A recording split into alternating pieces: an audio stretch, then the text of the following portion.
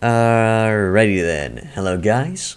Welcome to Hitpoint In. My name is Raval, and I'll be your bartender for today. Welcome to my ultimate guide to Mountain Blade Warband Native.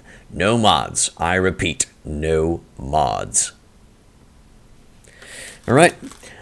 So today we're going to be talking about how to conquer the world in Mountain Blade Warband through several different methods, because there are 3 methods that you can conquer the world with.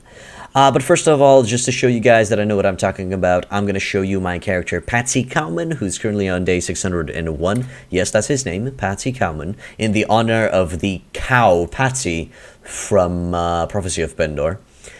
I am currently in a war with the Kurgit Khanate. As you can see, everything that the red touches is my kingdom. I am the leader of Vianistad. And I have around half of the world. I just need to deal with the Dashar. Oh, sorry, not the Dashar. The Kurgits. I need to deal with the Kurgits, need to deal with the Rodoks, and I think the Rodoks are dealing with the Swadians as we speak, so I don't have to worry about them. My current character is at level 36. He is a pretty burly, strong man, and currently equipped as a mounted cavalry sword and board. Well, technically Morningstar and board, with a siege crossbow to utilize during sieges, and with an army of just 145. But that's native for you. Armies are always smaller in native. With a army which combines the strongest perks of all cultures. And we're actually going to talk about the strongest perks of all cultures a little bit later on. So this is the dude. If you want to further see the stats of my character, I can only have Renown 1352, Honor Rating 311, Right to Rule 75, and I have a lot of friends, a lot of enemies, and quite a large faction, as you see. Alright, so we do have some subjects to discuss and to go through, and I'm going to, of course, take them into order of business. First order of business will be best character and how to level him up. Now, I do have to mention something regarding best character and how to level him up.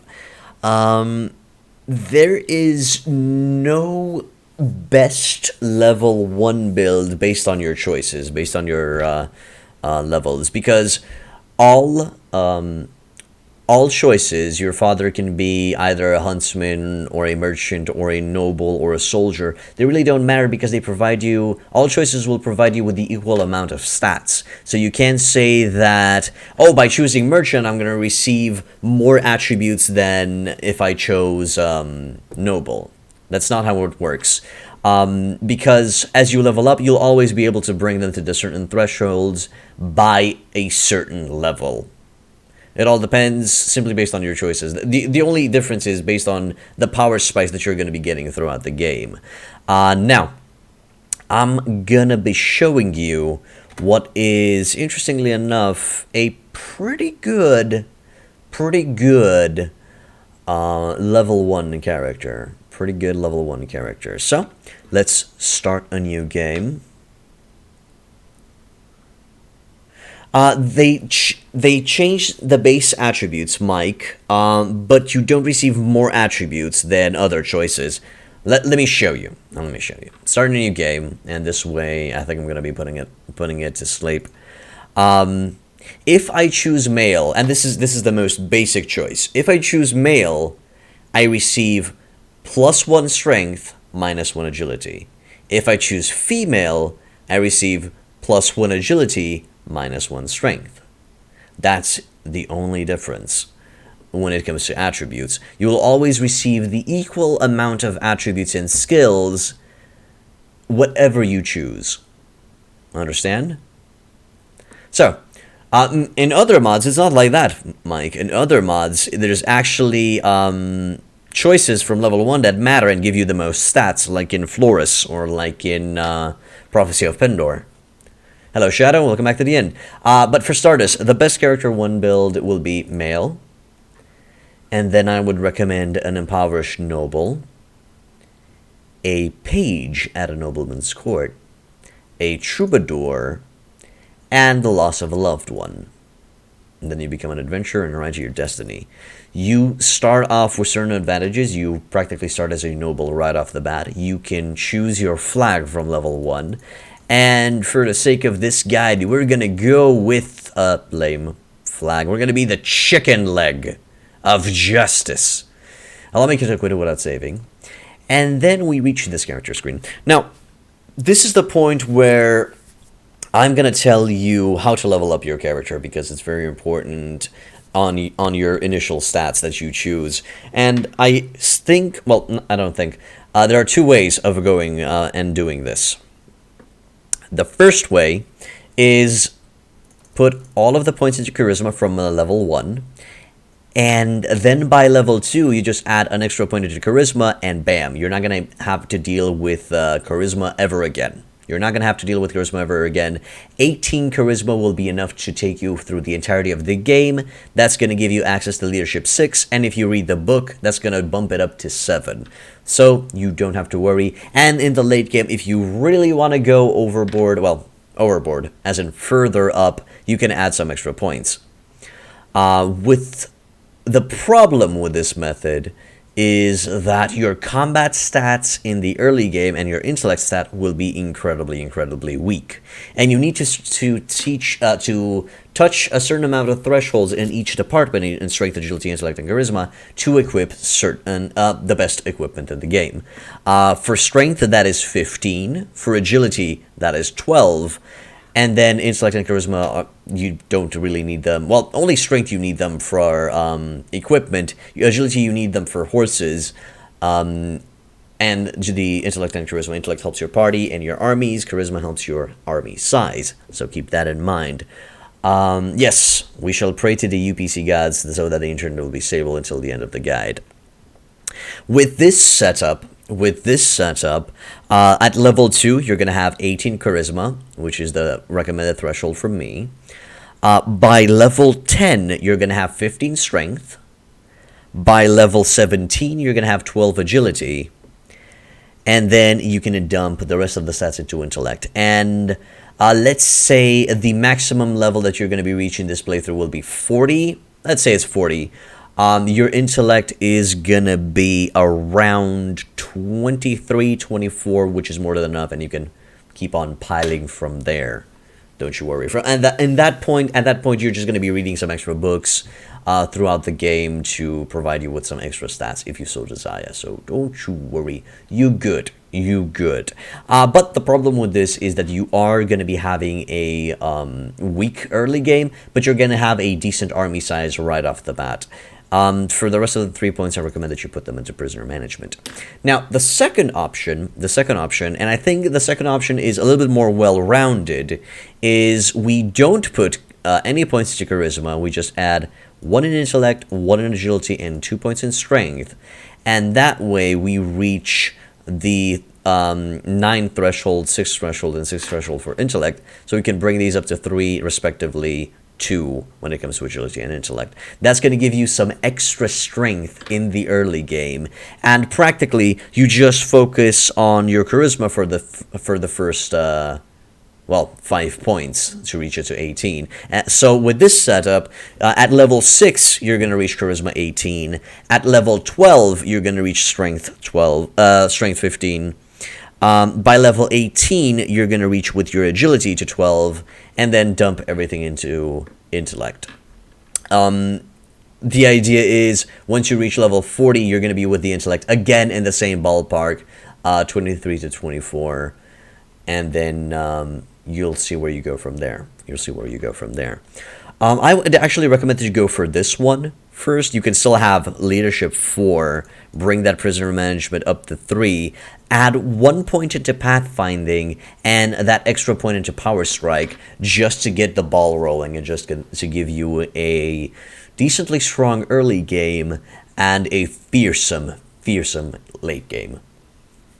So let's go with whatever name test character. Put those last points into one-handed weapons. Be done. It doesn't matter how you look like. Age doesn't matter in the game. You can look whatever you like.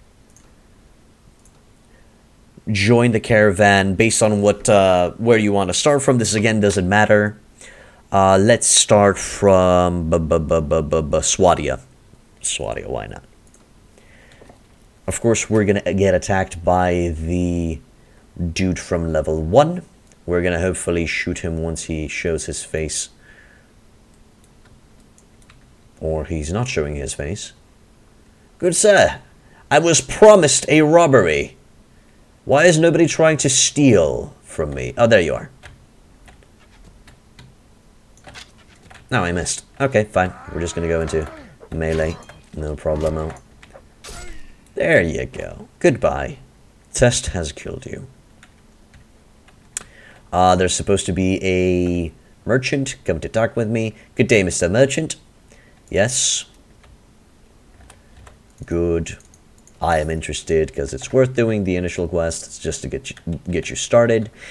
And this is the character that we start off with. You receive a decent horse, some decent armor, a hunting crossbow which can be used from horseback, which is very, very strong for soloing things in the early game, a rusty sword, and a battered old shield. If you want some extra gear and equipment, you could just go to Proven and do some arenas to train your character up. This is a very, very quick way. Out of 1 or 2 arenas, you're going to have level 2, and wabam, you already have a level up.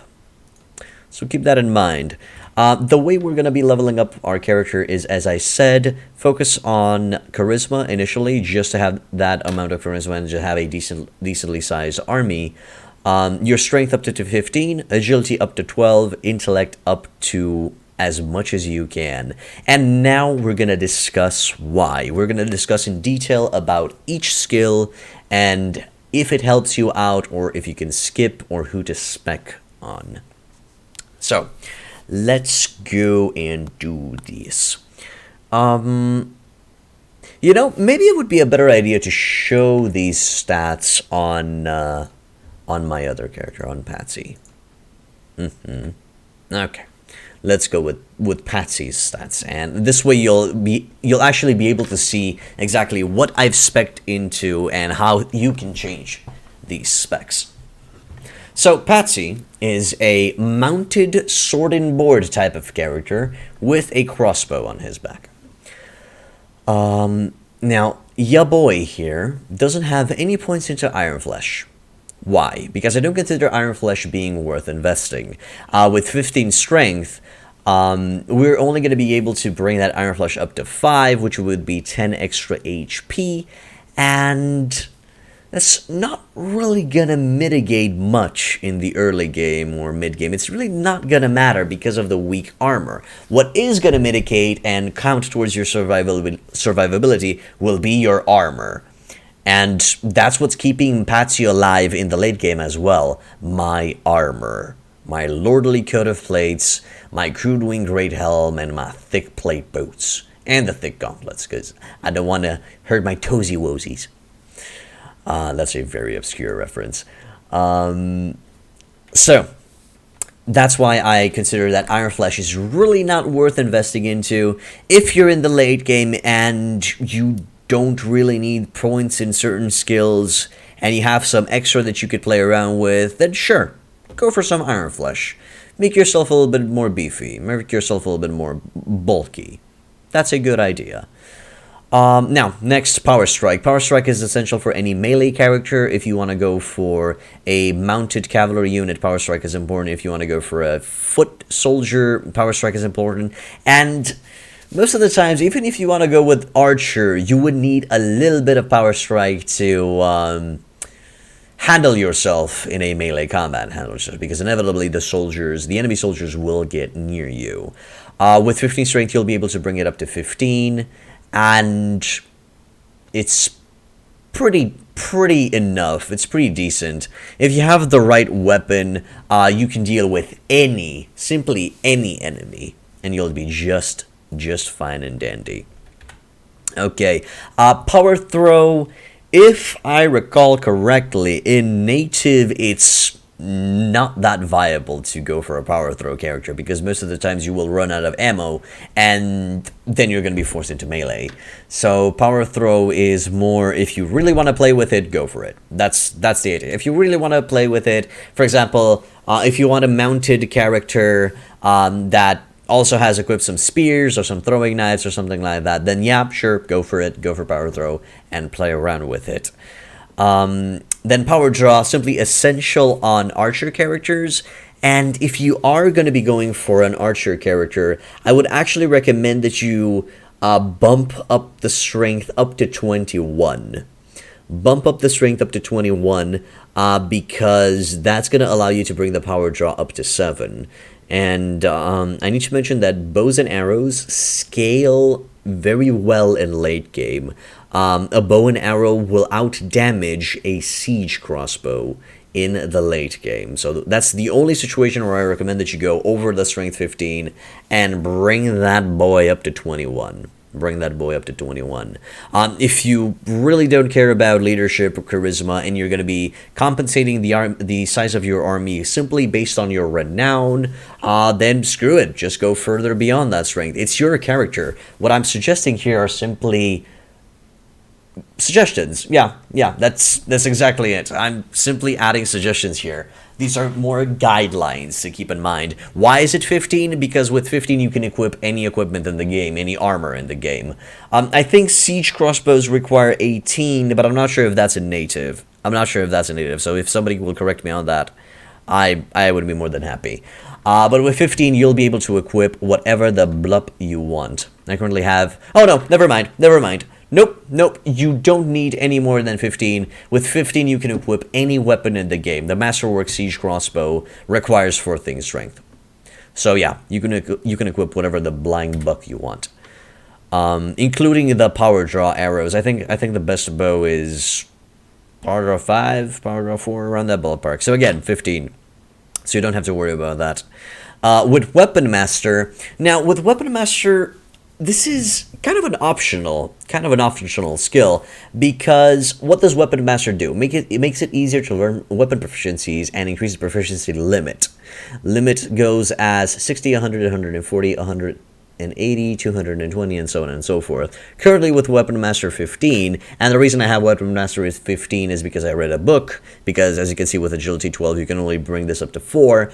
Let's say you bring it up to 4, you would only be able to bring it up to 180. But wait a second, you have one-handed weapons at 345. That's because if you keep on using the weapon of your choice, your proficiency skills will increase beyond the Weapon Master skill. This is only a bump. This is only to help you out in the early game. That's what Weapon Master is for. You can increase your proficiency on your lonesome just by utilizing your weapon. So it's not that of an essential skill. Keep that in mind. Don't bump this up to 10 just because you think that is going to help out your archer or something like that. If you keep on utilizing a crossbow or a bow or the weapon of your choice, you're going to be increasing your proficiencies beyond the Weapon Master threshold easily. So don't go overboard with this. With Shield, I felt like Shield 3 was more than enough. I'm currently utilizing a Reinforced Knightly Heater Shield, which gives me Resistance 27, HP 303, and the shield keeps me going through most of the battle. Rarely it breaks. Keep that in mind. So I wouldn't spec anything beyond 3, and if you really want to go for 4, go for 4, because you're going to be stunned by agility afterwards either way. If you plan on going for a two-handed character, you don't need to put points into shield at all, because you're going to be having that two-hander, so you can equip a shield with it. Athletics and riding. Now, athletics, you would have to choose between these two, and I'm going to talk about both of them at the same time. Riding increases, the horse difficulty that you can wear. So, for example, you can equip horses that require riding 4, and so on and so forth. And that increases your riding speed and maneuverability, and it also slightly bumps up your world map party speed. But athletics does the same thing. So this improves your running speed, but if you don't have a horse on the world map, it's also gonna bump up a little bit your movement speed on the world map. So choose one of these. It doesn't matter if you have some extra points into athletics, for example. So mainly I'm a mounted character. It doesn't matter that I have some extra points into athletics because sieges happen, tournaments happen, arenas happen, and or my horse gets killed. The extra athletics will help you out. If you're simply going for a foot soldier, you can completely ignore riding. Now, for horse archery, this is only useful for both bows and for crossbows on horseback. It's useful for both, but only if you're on horseback. So if you plan on making a mounted archer, yes, go for horse archery. Bring this up to 4 and you'll be just fine. If you plan on speccing into agility more than 12 and bring that, if you want to, play around with an agility 30 character because that's your choice and that's what tickles your fancy, don't go horse archery beyond 6, because beyond 6 you're not going to be able to notice the benefits that you receive from this skill. 6 is the limit, trust me, experimented with it. Looting, now, from here on out, I think we're just going to be seeing the intellect and the charisma stats. From here upwards, they're all the... Oh, no, looting is the last agility stat. So looting helps you out with increasing the rewards that you're going to be gaining at the end of the battle. Now you can do two things with looting. You can either spec your character into looting, which is really not that worth it, or you could spec one of your companions into looting. My suggestion, and you see that for looting, that's simply from me experimenting with my character, I would suggest that you simply spec one of your companions into becoming a looter, a hoarder, a person who is simply in charge of looting for your party. And it will be perfectly fine. Now, let's go further on to Trainer. Now, Trainer is the only stat on your character sheet and amongst all of your characters that stacks with other characters. The rest of the stats do not stack. Trainer is the only one which stacks. So I recommend that you spec all the characters, your character and all of the companions, with as much Trainer as possible. But you don't necessarily have to spec your Trainer stats from an early level, because you're going to be receiving diminishing returns. As you can see, experience gain goes as 4. Every day, each hero with this skill adds some experience to every other member of the party whose level is lower than his or hers. So let's say I have level 2 and I decided that I need the Trainer. I'm only going to be helping recruits. And I don't think you can even help recruits with that, because I think the recruits come at level 4 or something insane like that. So it really reinforces the argument that you don't need Trainer early on. Once you reach level 10, that's when I suggested in my Pendor guide 15 to 20, but in native I'm going to suggest once you reach level 10, go for some Trainer. Start adding Trainer. And as you can see, by level 36, I have as much Trainer as I can. I have 7 Trainer, but I also have a book that provides me with a passive of +1 to Trainer while it's sitting in my inventory. Plus, all of my companions have as much Trainer that I can jam on them, that I can get put on them. Keep that in mind. Then we go to the skill called Tracking. Now, tracking simply means what it says. You can see the tracks of other parties on the world map.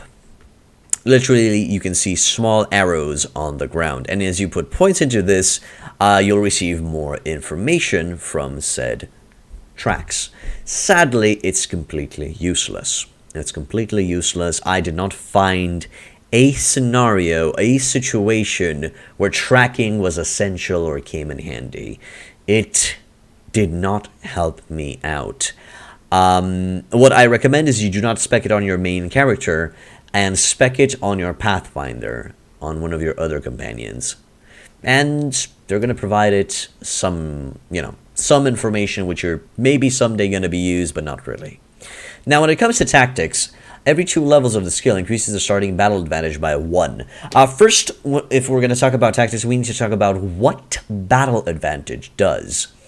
Battle advantage is the way the AI calculates the amount of soldiers you have on the field of battle versus the amount of soldiers the enemy has on the field of battle. And this is also taking into consideration the battle size over here. Now, let's say you have battle advantage 0, both sides will have equal amounts of soldiers. If you have battle advantage -2, the enemy will have more soldiers. If you have battle advantage +2, you're going to be having more soldiers than the enemy, and so on and so forth. Tactics help with this. As you can see, every 2 levels, you're going to be gaining more battle advantage. Yes, Sunshine, I agree with you. Hopefully, Bannerlords will change tracking into a decent skill. We'll see.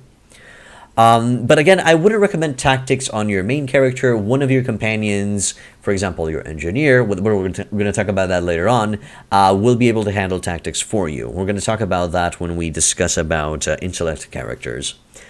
Well, intellect companions in this case. Pathfinding. Now, pathfinding is a very useful skill for your character because pathfinding increases the map speed, the world map speed of your entire army. In this case, by 3%. By the time you reach 10, you're going to have a 30% increase in speed. But wait, there's more. Because we spec pathfinding on our main character, we receive a extra passive bonus from this. A lot of people don't know this, but based on your thresholds, you're going to be providing a passive bonus. You see this parenthesis with a +2? That's the skill that I provide from my main character. This passive bonus can only be provided by your main character. And my boy is currently spec'd into surgery and, well, trainer, but that trainer stacks. So everybody needs max trainer, but mainly surgery and pathfinding to provide that extra oomph to the boys. 1 second to verify something. Good. Cantop Qual, thank you for becoming a follower, my man. Welcome to Hitpoint Inn. I hope you are going to enjoy your stay, good sir. Alright, so, going back to pathfinding. What are these extra point thresholds? It's 2. It's it's 2, 5, 8, and 10. Once you have 2 points into one of the intellect stats, you're going to be providing an extra bonus of +1. Once you're going to be having 5, you're going to be providing an extra bonus of +2. And once you have, 8, you're going to be providing an extra bonus of +3. And once you have 10, you're going to be providing an extra bonus of +4. So keep in mind that since we're speccing pathfinding on my character, once we have 10 pathfinding, we're actually going to have 10 plus the passive of 4, so a maximum of 14. So instead of having 30% increase to party speed, at the maximum rank, we're going to have 30 plus another 3 times 4, that's 12. 30 plus 12, that was going to be a 42 increase. And that is the benefit of speccing an intellect, a party stat on your main character. That's why, and the stats that I recommend that you spec on is pathfinding and surgery. We're going to talk about the rest in a second. That's why we go for this in the late game. That's why we provide that sweet, sweet intellect. Okay, next up, spotting. Now, spotting, it simply increases the sight radius of your party. How far you can see the enemy lords marching towards you, or bandits, or stuff like that marching towards you. Again, this is not very useful. This is completely pointless on your main character. So, again, I recommend that another companion from your army will provide this stat for you. You don't need more than 10, definitely, into spotting. Inventory management. Now, inventory management is an interesting thing. In the early game, I would recommend that you invest 2 points into inventory management, and that's going to take you pretty far towards the late game. And by late game, because you're going to be fighting so much, and you're going to be hoarding and gathering so much loot, and how can I hold all of this loot? You're just going to be adding an extra 2 points into the inventory management. 4 is enough. With 4, I can keep food, keep horses, keep everything that I need. If you feel like you need more, sure, go for it, but I feel like inventory management 4 is enough. Okay, and then we reach wound treatment, surgery, and first aid. All three of these are regarding your health and your army's health, and I'm going to talk about all three of them based on their importance. The most important and essential skill among the three is surgery, because surgery is the skill that dictates if your soldiers die or live. Keep that in mind. Okay. And debatably, surgery is the most important skill that you can have on your main character, because if you have this at the max, you can have a quote-unquote immortal army. Let me explain. So, the base stat of a soldier, the base survivability of a soldier is 25%. What do I mean by this? If a soldier gets killed down, gets slashed down by a sword, gets shot by an arrow, and falls in combat, there's a 25% chance that he'll be only knocked unconscious instead of getting killed. 75% chance that he will die. Each point in surgery increases that 25% by 4%. So with 1 point in surgery, from 25, it's going to be 29. With 2 points, it's going to be 33, and so on and so forth. And if you have 10 surgery on one of your companions, that's going to provide an extra 40%. So from 25 plus 40%, that's going to be a 65% chance of your soldiers not dying, getting knocked unconscious instead of getting killed. So that's good. But we can bring this further. Remember what I said, if you spec any intellect skill on your main character, he's going to be able to provide you with a passive extra bonus. So if we spec, as we're doing right now, surgery on my main character, that's going to bump it up to 14. 14 is the maximum amount of intellect skills you can amass on your game, on your party. But just by specking it on your main character. So with 14 surgery, that would be 40 plus 4 times 4, that's 16. 40 plus 16, that's 56%, plus the 25, 81% chance of your soldiers not dying. There's a 19% chance that they're gonna die, but that is as close you can get to immortality as you can in this game. And it's pretty gosh darn insane. Okay, now the next stat that is quite fairly important is first aid. The second skill by importance when it comes to health is first aid. And why is this? Heroes regain 5% skill levels of hit points lost during missions. I will mention it right now. First aid and wound treatment are not worth speccing on your main character. These will be more than enough for your companions. If you have first aid, the first aid will affect your own character and your companions, just your companions. Heroes regain 5% skill levels. If you have 10 first aid, that's a 50%. Heroes regain 50% of their hit points lost during mission. So if you start the battle with 50 life, and if I fall in battle in the next round, I'm going to have 25. And that's going to apply for all of your boys. It's going to keep your boys alive as much as possible. That's the idea. And then for wound treatment, once you got out of combat, your party healing speed will be determined by your wound treatment. Again, this is something that I don't recommend on speccing on your main character. Your companion medic will be more than enough to carry you and heal your army as much as needed. So you'll be perfectly fine. Okay, further down, we go to engineering.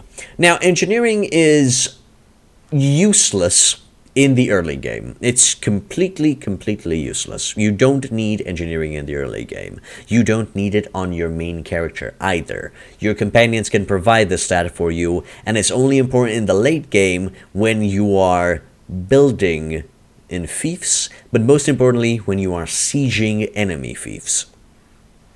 Yes, engineering determines the speed and the time that it'll take to build certain structures and improvements in your villages, in your towns, in your castles, and will determine the speed that you construct siege equipment, and that's ladders and siege towers in the late game in sieges.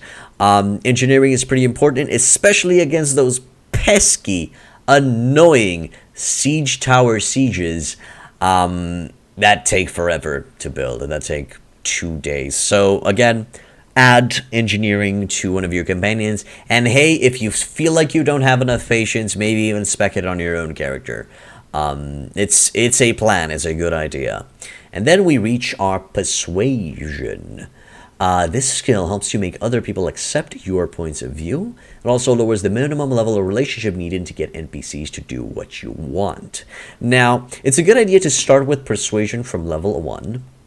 With some persuasion from level 1, because this way you can convince guild masters in towns to build enterprises with a minimum requirement of relations. Sometimes you won't even need relations with a certain city, and they're going to accept you to build a enterprise in said city. Persuasion will also help you in the late game when you're trying to convince lords to join your side. Keep that in mind. So again, this is useful in the early game by, let's say, 2 points, 3 points. That's good. And in the late game, increase this as much as you can. With your current charisma, you're going to be able to bring this up to 6, and by reading a book, you'll be able to bring this up to 7. So you'll be just fine. And then we reach prisoner management. Every level of the skill increases maximum number of prisoners by 5. So currently, I can have 35 prisoners with the said number.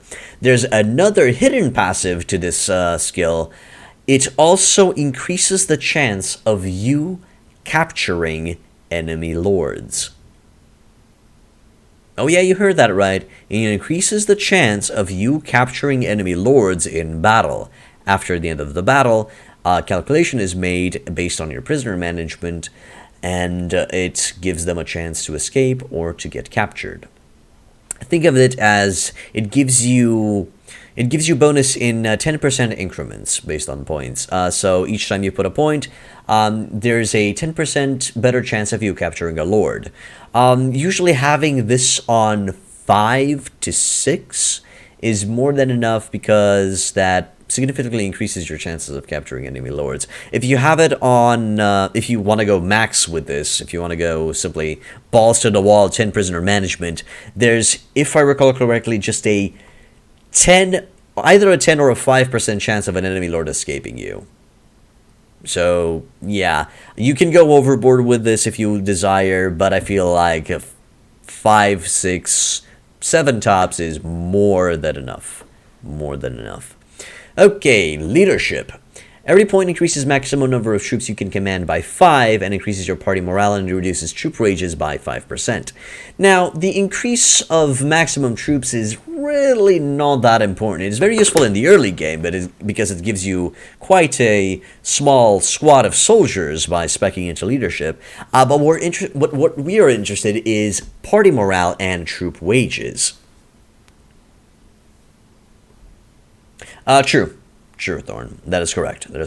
You can capture a lord who already is under 20% health.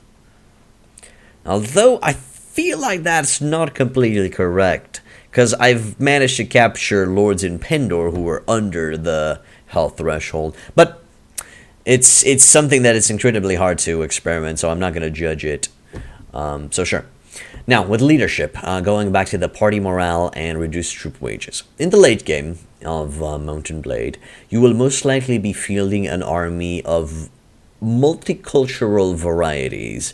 You're going to be having, just as an example, Nord infantry, Swadian mounted units, and Rodok and Vaegir rangers, you know. And that party morale will really help with keeping all of the boys together, because in case you haven't known, when you are fighting against the Nords, if you utilize Nord soldiers while you're at war with the Nords, you're going to be receiving a morale penalty. Those soldiers will receive a morale penalty, and you're going to be risking to lose those soldiers. They will literally desert from your army. Having a decent amount of leadership will counteract some of those penalties and will really help you out. And the troop wages are very important, again, in the late game, when you're going to be fielding these huge armies, and it'll simply reduce the costs of those high-tier soldiers and their numbers. So keep that in mind. Leadership is very, very important in the late game, and with the build that I've recommended, if you bring it up to Charisma 18, you're going to have 6 plus 1 from the book, so that's 7 leadership. If you bring it to 21, you're going to have 7 plus 1 from the book, that's 8 leadership. Again, if you want to go over the threshold, go up to Charisma 30 if that's what tickles your fancy, and bring that leadership up to 10. Remember though, you do not provide a passive plus 4 to leadership. That passive plus 4, based on your threshold, increases only your intellect stats. So no, you cannot have a maximum amount of leadership 14, just a maximum amount of leadership 10. Also, leadership is a stat that only you can provide with your character. That also applies to your persuasion and your that also applies to your persuasion and your prisoner management. Keep that in mind. Keep that in mind. Okay, last one is trade. Every level of the skill reduces your trade penalty by 5%. This is useful for, well, trading, selling stuff and buying stuff. But sadly, I don't feel like there are viable trade routes in native that are really, really worth taking and thus worth investing on your main character. And if you really want to have trade, you can spec one of your companions to be a trader for you, because this is a party skill. So yeah, pretty useless on your main character either way. And that is it for the skills. Just a summary of what we discussed. Leadership is important, prisoner management is important, surgery is important, pathfinding is important, trainer is important on everyone. And this is just for your main character. Then you choose what way you wish to spec your combat stats on your character and go from there. All right. Let's see. No, I think that's it. What I wanted to discuss about your main character and how to level him up. Okay, let's see. Next subject, next order of business will be companions and stable parties. Okay, so companions and stable parties. You're gonna have to pretty much write down exactly what's the initial party that you're going to go for and what's going to be the next party that you're going to go for. But the idea is you're going to be gathering the noble companions first, so you can train them as fast as possible into making them into viable vassals for your kingdom later on in the late game. But it's not, it's not necessary for you to make them into vassals, only if you need to. Again, like in the other guides, I will recommend first and foremost to get everyone. Gather all companions. It doesn't matter where they're from, who they're from, and if they hate or like tea, coffee, and biscuits. Get all of the companions and send them to gather right to rule. Sending them to gather right to rule will make them bring you back 3 points of right to rule. And we're going to talk about right to rule once we reach to the kingdom management phase of the guide. But that's going to be important for then. Once you've sent all of them to gather right to rule, you just keep the ones that will go into your initial party. So let me explain the initial stable party that I think is, well, the most important for you. So, Alan, Ferentis, and Matheld are your noble good guys that you're going to be leveling up into vassals. Baheshter and Rolf are also noble, but they're cunning. Their personality is cunning. Because of this, they're a little bit more hard to manage, but if you give them a few fiefs, they're going to be a little bit easier to manage. They're going to be acting like normal vassals. I would recommend that Behesher and Rolf will be made into vassals only strictly in case of emergencies. Okay. After this, you have Lezelit, Artimonur, Klethi, and Deshavi. Lezelit, Artimonur, Klethi, and Deshavi will be your intellect companions. They're not meant to fight the enemy. They're meant to train your boys and provide party skills up. And actually, if I look at my party right now, I think I have exactly the people that I've just read. So, Alan, Ferentis, and Mathel, yeah, Behesher and Rolf. And then I have Artimonur, Klethi, Lezelit, and Deshavi. Oh yeah, okay, that's perfect. That's perfect. I simply didn't need to make Mathel, Ferentis, Alan, Behesher, and Rolf into vassals because I already have enough vassals that joined me on their own from other factions. So keep that in mind. You don't necessarily have to make your companions into vassals, only if you need to or if you want to. Okay, that's actually going to make things easier. Now, this is the initial party. What happens if you make half of the companions into vassals? Now, if you make Alan, Ferentis, and Matheld into vassals, you're going to be able to get Nizar instead of them. I'm not exactly sure how to pronounce his name. Nizar. He's spelled Sorry. Nizar. So, Nancy, India, Zebra, Apple, Robert. Okay, now, if you make Behesher and Rolf into vassals, or if you tell them to piss off, you can get Marnid, Katrin, and Bunduk in your party. And it's going to stabilize. Lezelit, Artimonur, Klethi, and Deshavi will always remain with you. They will always be part of your party. And that is going to be it. That is going to be it for stable parties. Next up, we will discuss on... Oh my good God, where did I leave that list? Are you kidding me? Next up, we're going to be discussing about... there it is. There it is. Companions and how to level them up. Son of a bitch. Companions and how to level them up.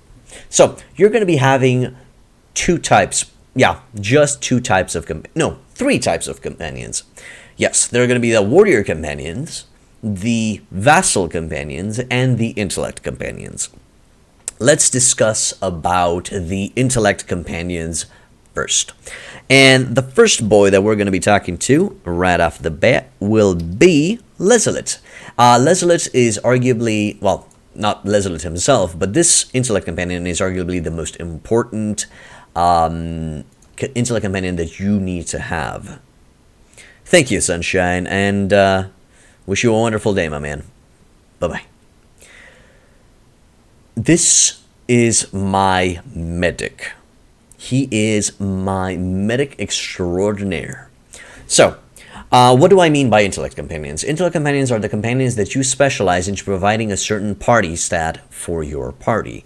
I give them a minimum of 9 strength just to have them survivability. And giving them 9 strength will give them access to a decent crossbow, to decent armor, and to some decent equipment in general. And once they have 9 strength, I just dump everything into intellect. And in this case with Lezelit, I increase his surgery, his wound treatment, his first aid, and his trainer as a priority. Priority-wise, you want to go with surgery and trainer first, and then with first aid and wound treatment second. That's the idea. Keep them as a archer in the back line. Give them a sword and a shield and a crossbow and a quiver of bolts. And keep them in the back line as safe as possible shooting. And this is my medic template. Okay, next up, let's talk with Artimonur. Now, Artimonur is my engineer. He is the best to spec into engineering because he already starts with some decent amount of engineer later on. Again, give him a minimum of 9 strength. Some of them start with 9 strength, some of them don't, but just bring them up to 9. Again, because that's going to give them access to some decent armor, decent equipment to defend themselves and increase their survivability. And then just dump everything into intellect. And in the case of Arminer, we spec him into engineering, tactics, and a trainer. The reason being, we need somebody to build siege equipment in the late game, we need somebody to provide us with battle advantage in the late game, and we need trainer on as many of the people as we can. So Artie Boy is filling that role. Keep that in mind. Alright, next up, let's talk with Clethy. Now, Clethy is a little bit different. She is technically not an intellect character, but I put her in the same category because she's providing me with a party skill. Again, 9 strength. They give her decent survivability and equipment. And then I've dumped everything into agility this time around, and I've increased her looting up to 9. Yes, up to 9. This template is also very useful in forests or in mods that have foraging, because with this setup you can also increase foraging up to the maximum amount because foraging scales with agility. Acroville, welcome back to the end, my man, and thank you for subscribing for 2 months in a row, my man. Really appreciate it. So this is Clethy. She is my looter girl in this case. And the next intellect character that I currently have is the Shavi.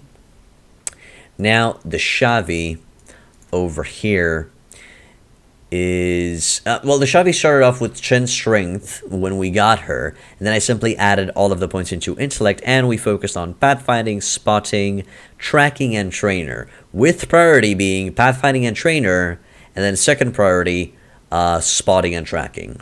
Okay? Keep that in mind. Also, you can spec somebody into becoming an emissary for you. I would recommend Arteminer and bring his persuasion up as much as possible. I didn't think when I've leveled up the dudes, I didn't think that I might need an emissary as well. Just increase the persuasion up on one of your intellect companions. Usually the engineer is the one that you're going to be sending out as an emissary because they're not going to spend that much time as an emissary out there. So keep that in mind. All's good. All's good. And that's it for intellect companions. Now let's talk about the second type of companions, the vassals. Now, a vassal needs three things to make him an incredibly efficient vassal. He needs strength, leadership, and pathfinding. That is all. Nothing else affects a vassal. Strength is needed because the auto-cal, because that's how vassals fight their battles, using auto-cal. Yes, Lord Napoleon, I'm making a guide for Mountain Blade Native. The auto-cal takes into consideration strength as one of the formulas when calculating the end results. So all of your boys will need a minimum of 15 strength. All of your boys, I'm referring to strictly the companions that you're going to be making into vassals, 15 strength. Then bring their charisma up to 18 and bring their leadership up to 6. That's again another minimum amount. Afterwards, just put some points into pathfinding to increase their speed, but pathfinding is on the last threshold. Last priority, not last threshold, last priority. So again, strength because it takes into calculation during the auto-cal formula. Leadership and charisma because it's going to increase the army capacity, the army size of said vassal, besides the fiefs and cities and castles and villages. And pathfinding strictly because they're going to be moving faster on the world map. They're going to be able to get away from enemies faster, or they're going to be able to catch enemies faster. Keep that in mind. But then you're going to ask yourself, or you're going to ask me, but Raval, why not spec them into trainer and prisoner management? That sounds useful for a vassal. Well, the thing is, they have an infinite amount of prisoners that they can take. They don't take into consideration their prisoner management amount. And I've experimented. There is no difference between the qualities of troops between a vassal with 0 trainer and a vassal with 6 trainers. So, womp womp. It doesn't work. The reason why Matheld has trainer is because, as I've stated before, it's a good idea to have trainer on as many companions as possible because trainer is the only skill that stacks. And that's it. That's all you'll need. So focus on strength first, charisma and leadership second, and then pathfinding last. The reason why you focus on strength first is because you will need a minimum amount of strength on your companion just for him to level up and be efficient in battle. Remember, your companions will level up in battle as long as they fight well and as long as they remain on their feet in battle, not just from the trainer skill that you're going to be receiving at the end of the game, the trainer shared skill. You don't know about the prisoner management thing. Never make companions vassals, but that's interesting. Oh, thanks, Napoleon. And I've done the same with the rest, with Ferentis. We're going towards that direction with Alan, with Bahesher, and with Rolf as well. Matheld, I think she's the closest one. Actually, no, she's already a viable vassal. I could create her, I could make her and promote her into a vassal right away. But I don't need a vassal right now, so she can keep on remaining in my army. Also, another thing that you need to take into consideration, your vassals in native will always equip a horse, a sword and a shield, and a lance. They will always equip this once they become vassals. If they don't have this equipment, the game will give this equipment to them. Now, it's a good idea to give them as high tier of armor, a horse, the best weapon, the best shield, and the best polearm, because they're going to be keeping those when they become vassals. It's not going to be taken into consideration when they're in an auto-cal battle, but when they're going to be helping you out in a battle as allies, it's going to increase their survivability and they're just going to become better fighters. So why not? But this is kind of low on the priority list. Another reason why you should give them this setup is just to make them decent soldiers in your own army until they become vassals. So yeah, keep that in mind. Yes, vassal companions can betray you if they go into the negative relations, exactly like any other vassal, Lord Napoleon. Okay, Baheshter and Rolf have the same setup, but I'm going to use Baheshter as a model to talk a little bit about a warrior companion. Now, warrior companions, I would say Nizar, Marnid, Katrin, and Bunduk will be filling this role if you make half of the initial party into vassals. What is a warrior companion? You spec this companion into becoming the most badass, strongest motherbucker that ever walked the field of battle. And usually there are two main ways of doing this. No, it doesn't show Shadow, but you'll be able to find it. Well, by extensive experimenting, people found out that Alan, Ferentis, and Matheld are martial to benevolent and upstanding lords, while Bahesher and Rolf are cunning. The rest of them are either not worth making into vassals, or, well, they're commoners, or they simply have a shitty personality. For example, Lezelit is a noble, but he has a either debauched or quarrelsome personality. So just keep in mind the dudes that I've mentioned. Shadow, that's it. Okay, so for warrior companions, you can build them in two ways. You can either make them into archers and just increase that archer up as much as possible because they scale very, very well in the late game, or you can make them into mounted lancers. Mounted lancers are pretty strong. Practically build them in a Swadian knight kind of way. Give them a horse, give them a lance, give them the heaviest armor and the heaviest sword and board that you can find, and they're going to be just fine. I much more prefer the archer build, the foot archer build, but again, as I stated, go for whichever you want. Sadly,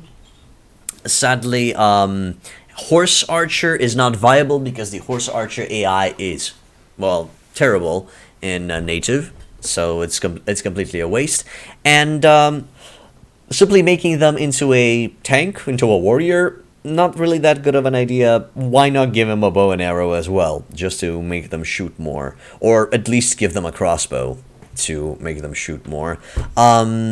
Shock troops, as in two-handers with no shield, are usually not viable because they're going to be shot down by enemy archers pretty quickly, and they can be run down by a charging cavalry pretty quickly as well. He'll parry the first lance, but the second lance will get him, or the next swing will get him, so kind of a bad idea.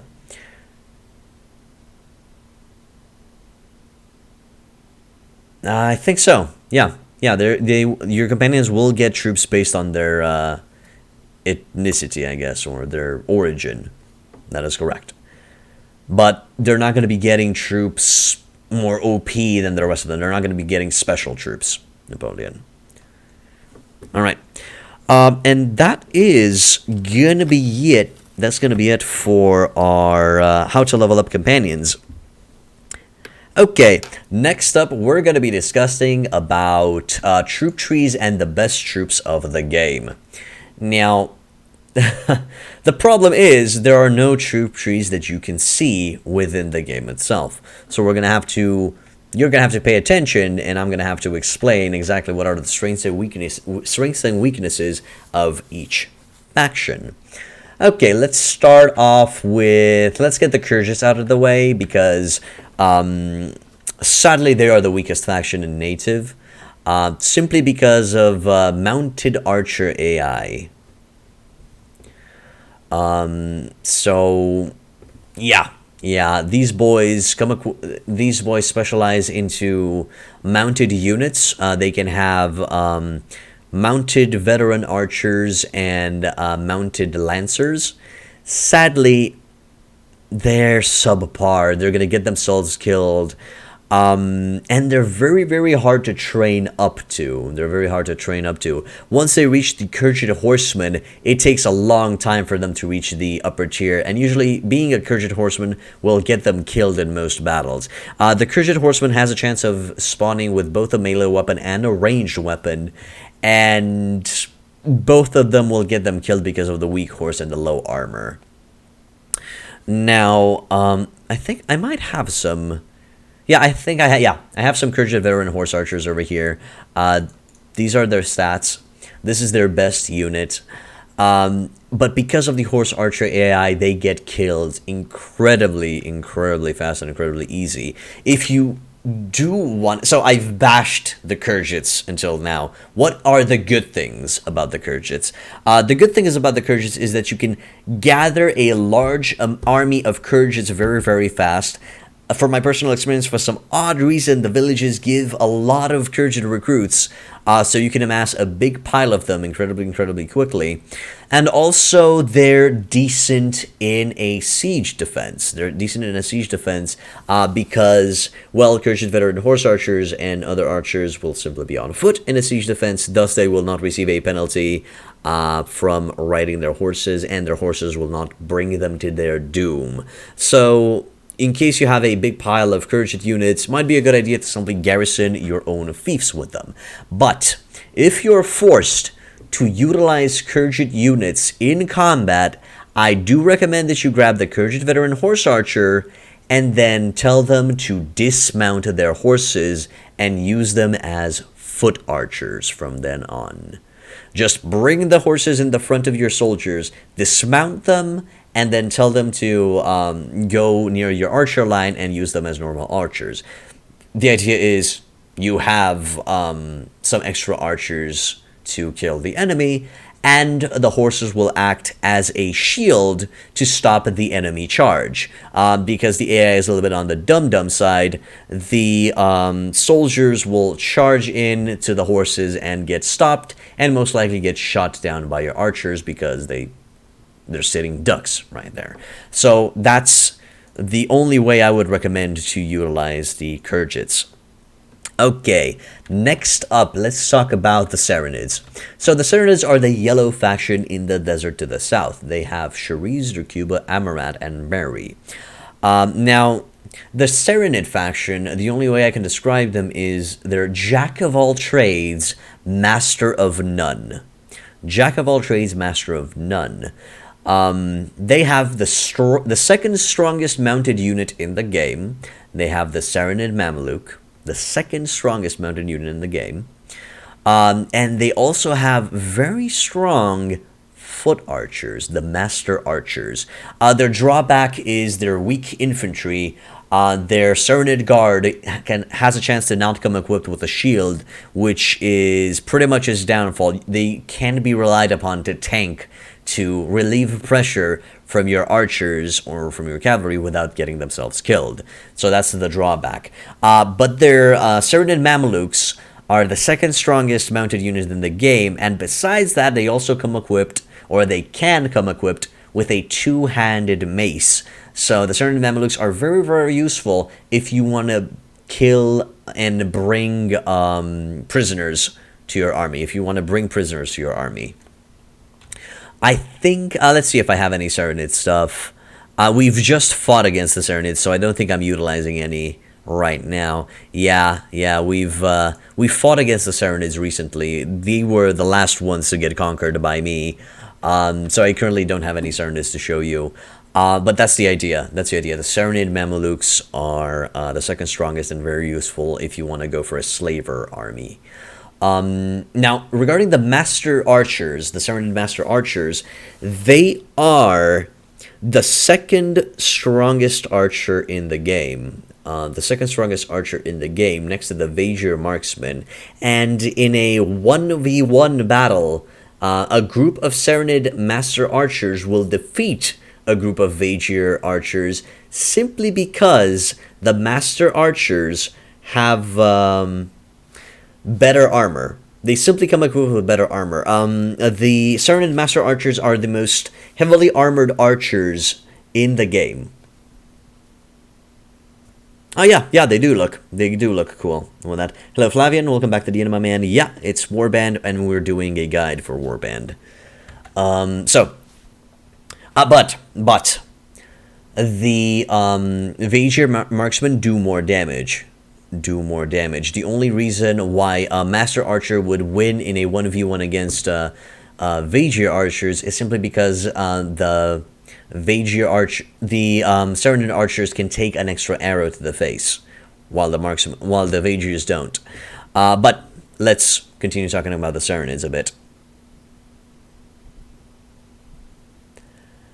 Which one, Sarius? Vajirs shoot faster than the Serenids. Vajirs shoot faster than the Serenids. Trust me. But as I said, second best, pretty decent. Yeah, it's a proficiency. It's a Sarius. It's a proficiency. And a good, well-rounded faction. A good, well-rounded faction if you so desire to choose. And since we were talking about archers, let's talk about the Vajirs. They have Rivacheg, Kura, Kudan, and Ravedin, this territory. And this is exactly where we started our own faction from. We've took Rivacheg and went up from there.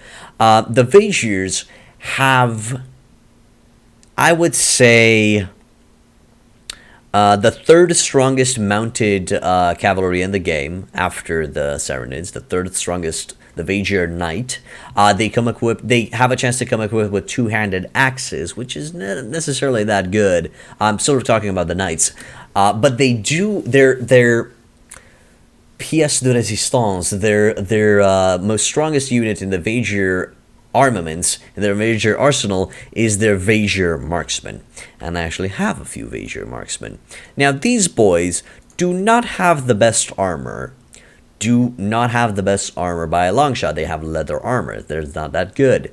But they do come equipped with a strong bow, strong arrows, decent archery proficiency, and power draw 5. Among all of the archers in the game, they are hands down the strongest archers, and I do recommend to use these over the Serenid Master Archers, because if you're a smart man, you will always have a contingency of infantry to relieve pressure and protect them from enemy archer fire. So let me put in a perspective. Let me put you into a decent perspective. Sure, Napoleon, we'll talk about strategy in a second. A decent perspective is Serenade Master Archers versus Vajir Marksmen will win, but Serenade Master Archers with Serenade Guard as infantry protecting them versus Vajir Marksmen and Vajir infantry protecting them will lose. So keep that in mind. They simply have the higher DPS, and as long as you have infantry protecting them, they are a force to be reckoned with. So yeah, that's all I have to say about the Vajirs. Not much, but good stuff. Okay, now let's talk about the Nords. Nords usually have Wurchig, Sargoth, and Tyr. I don't think they have Proven, but yeah, around this area. The Nords are your typical infantry squad. They bash heads with their giant Huskarls and badass veteran and stuff like that. And I utilize infantrymen. I practically utilize all of the strengths of all of the factions in my own army. I'll talk, Space Hollander, about a comparison between Vajir bows and Rodok sharpshooters, okay? We'll talk and we'll discuss on that. Space Hollander, you forget that bows scale up with power draw better than crossbows. But again, we're going to get to that in a second once we talk about the Rodoks, okay? A little bit of patience, my man. A little bit of patience. All I'm asking. Alright, so the Nords. So the Nords don't have any mounted units. And their archers are shit. And I don't recommend it. Their archers are incredibly decent in melee. So if you're going to have archers, use them as infantry. But we need to discuss about the Nord Huskarl. Now, the Nord Huskarl is hands down the strongest infantry in the game. The Nord Huskarl is heavily armored, giant axes, giant shields, and axe throwing weapons or darts. Keep that in mind. We'll talk about that, Space. The problem with Nord Huskarls, there is a small problem. It's a little bit hard to level up to Nord Huskarls. These boys are pretty high level, so it's a little bit difficult in the early to mid game to level them up properly. But even their veterans and even their warriors are pretty gosh darn good. So keep that in mind. And that's sadly all I can talk about the Nords. It's viable if you want to go for a pure Nord playthrough. It's viable to have 80% infantry and 20% archers mixed with your infantry. And it's pretty gosh darn insane. Pretty gosh darn insane. Okay, I'm going to talk about the Swadians last because they're a whole big pile of mess that we need to discuss about them. So let's discuss about the Rodoks. Now, the Rodoks have the second best infantry in the game, the Rodok Sergeant. And the Rodok Sergeant has this giant shield. He's pretty tanky. And he also comes equipped with polearms. So he technically has a bonus damage against cavalry enemies. Keep that in mind. Rodoks are good, but that's not their main pièce de résistance. Their main strongest unit is the Rodok crossbowman, like Space Hollander is yelling in the chat, as you can see. So let's talk a little bit about the crossbowmen. The crossbowmen are incredibly, and I think I have a few. Yeah, Rodok sharpshooters. I have a few of these boys. Now, the Rodok sharpshooters, as you can see, don't have power draw because they have crossbows. Crossbows don't require any skills, they just require the minimum amount of strength to wield them. They come equipped with siege crossbows that pack quite a punch. The drawback on crossbows is their long reload time, and they can easily get overwhelmed on the field of battle. So, let me explain this. And now we're going to go for a comparison between bows and crossbows and in which situations is best to use them. Which is ideal for your army? Bows or crossbows? The answer is both. The answer is both. Now, let me explain the good things about crossbows and the good things about bows and the bad things about... You get the idea. Let's start with crossbows, since we're looking at the guy already. Now, the strength of the crossbows is they have very good early game armor penetration. They practically can take down the most heavily armored of soldiers. They have a slower fire rate and a, well, long reload time, but that makes them capable of fighting and shooting against multiple waves of reinforcements on the field of battle and multiple waves of reinforcements during a siege. That is very good. The drawback is there's, as I mentioned a little bit before, their slow reload rate. They will be pushed upon, and if they get, the enemy will reach the crossbow line faster because they don't have that much stopping power. They don't have as much stopping power as a archer line, for that matter. But that's not really an issue because you're going to be having infantry protecting both. Now, the crossbows are ideally used in a siege attack. In a siege attack, they're going to be able to take out the enemies on the walls, on the ramparts, and they're going to be able to reload and shoot and fight prolonged skirmishes against multiple reinforcement waves.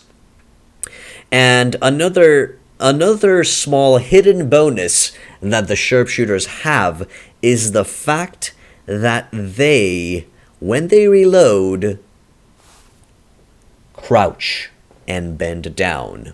That is passively a way to defend themselves against enemy archer fire, because usually archers were going to be aiming towards the chest area. That's how the AI is programmed. When they bend to reload the crossbow, most of the arrows or bolts will miss the Rodok sharpshooter, and that's why Rodok sharpshooters are debatably the best ranged unit in the game. Now, let's talk a little bit about archers. And as Lord Napoleon stated, archers are very good in a siege defense, but let me explain why. Archers have a faster fire rate. And So, thus, because they have a faster fire rate, they have higher DPS. They're very good in burst damage. They're very good in short engages and short skirmishes. If you're fighting against an army that has one, maybe two reinforcement waves, you don't need sharpshooters because the archers will have enough ammo to defeat the entirety of the army. And they're going to be doing it very, very fast. And also, bows scale very well in the late game. They literally outscale siege crossbows. But sadly, the Vassal marksmen are not at the point with just 5 power draw. They're not at the point where they outscale a siege crossbow. That's the hard truth of the matter.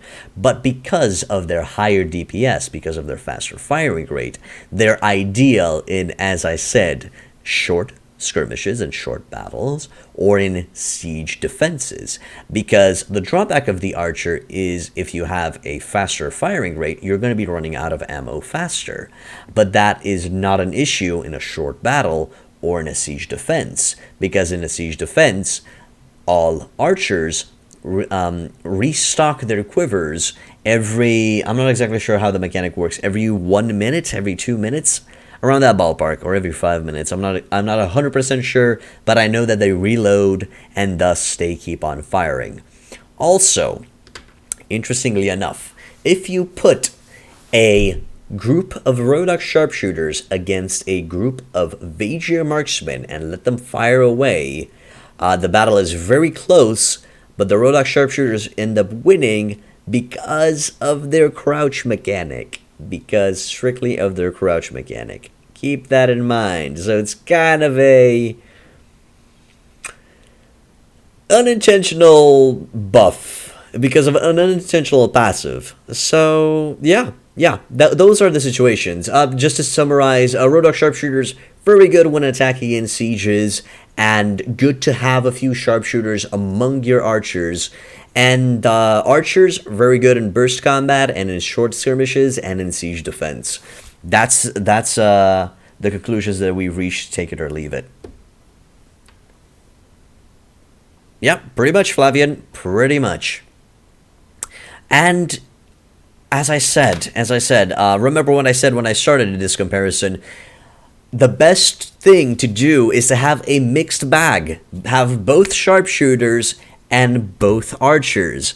The sharpshooters will deal with those pesky heavily armored units, and the archers will deal with the chaff, will deal with the rest of the not so heavily armored units. And they synergize very, very well together. So grab both. They're going to be both useful, both in a siege attack and in a siege defense. Okay? Okay? Good. Now, Space Hollander, Lord Napoleon, and everybody, please kiss and make up and make peace and just use both.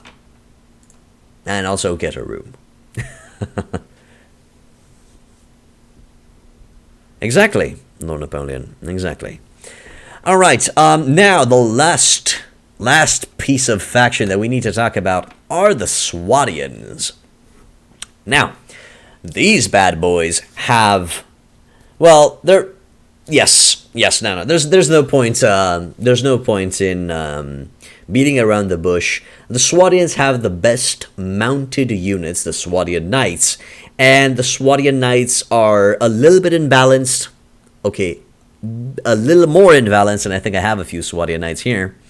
And they can steamroll against anything.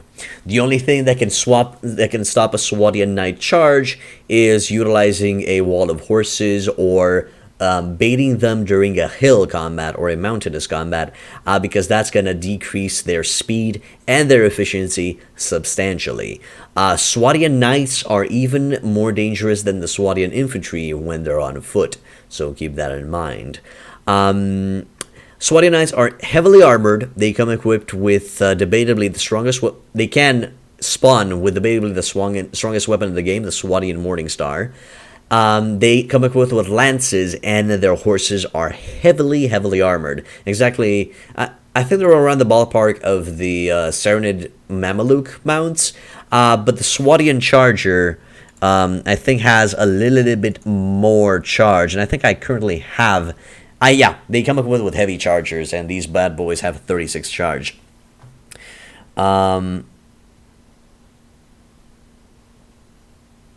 Yeah, pretty much Lord Napoleon. So, these boys are hands down the strongest. People tend to simply roll around with Swadian Knight only armies, and they can defeat anything on the field of battle. They can defeat most things in a siege, but you will be taking a lot of casualties if you're going to be sending a army of Swadian Knights in a siege charge.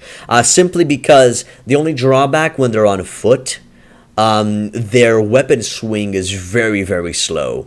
And if they're fighting against anything that has a faster attack speed, they're going to be staggered to death. They're literally going to be staggered to death. So keep that in mind when utilizing. Swadian Knights are amazing on the field, not as good in the siege.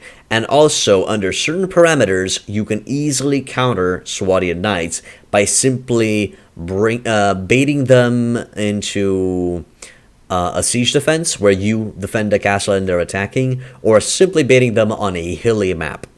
Their horses are so heavily armored because of that, making those horses go up on a hill will literally bring them to a halt, and they're going to be sitting ducks for your sharpshooters and crossbowmen, and even your infantry once they get in close.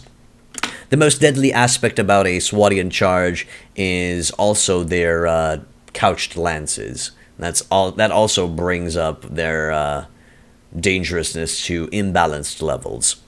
Also, besides the Swadian Knight, there's another decent soldier that you can utilize is the Swadian Sharpshooter. The Swadians come equipped with crossbows in native.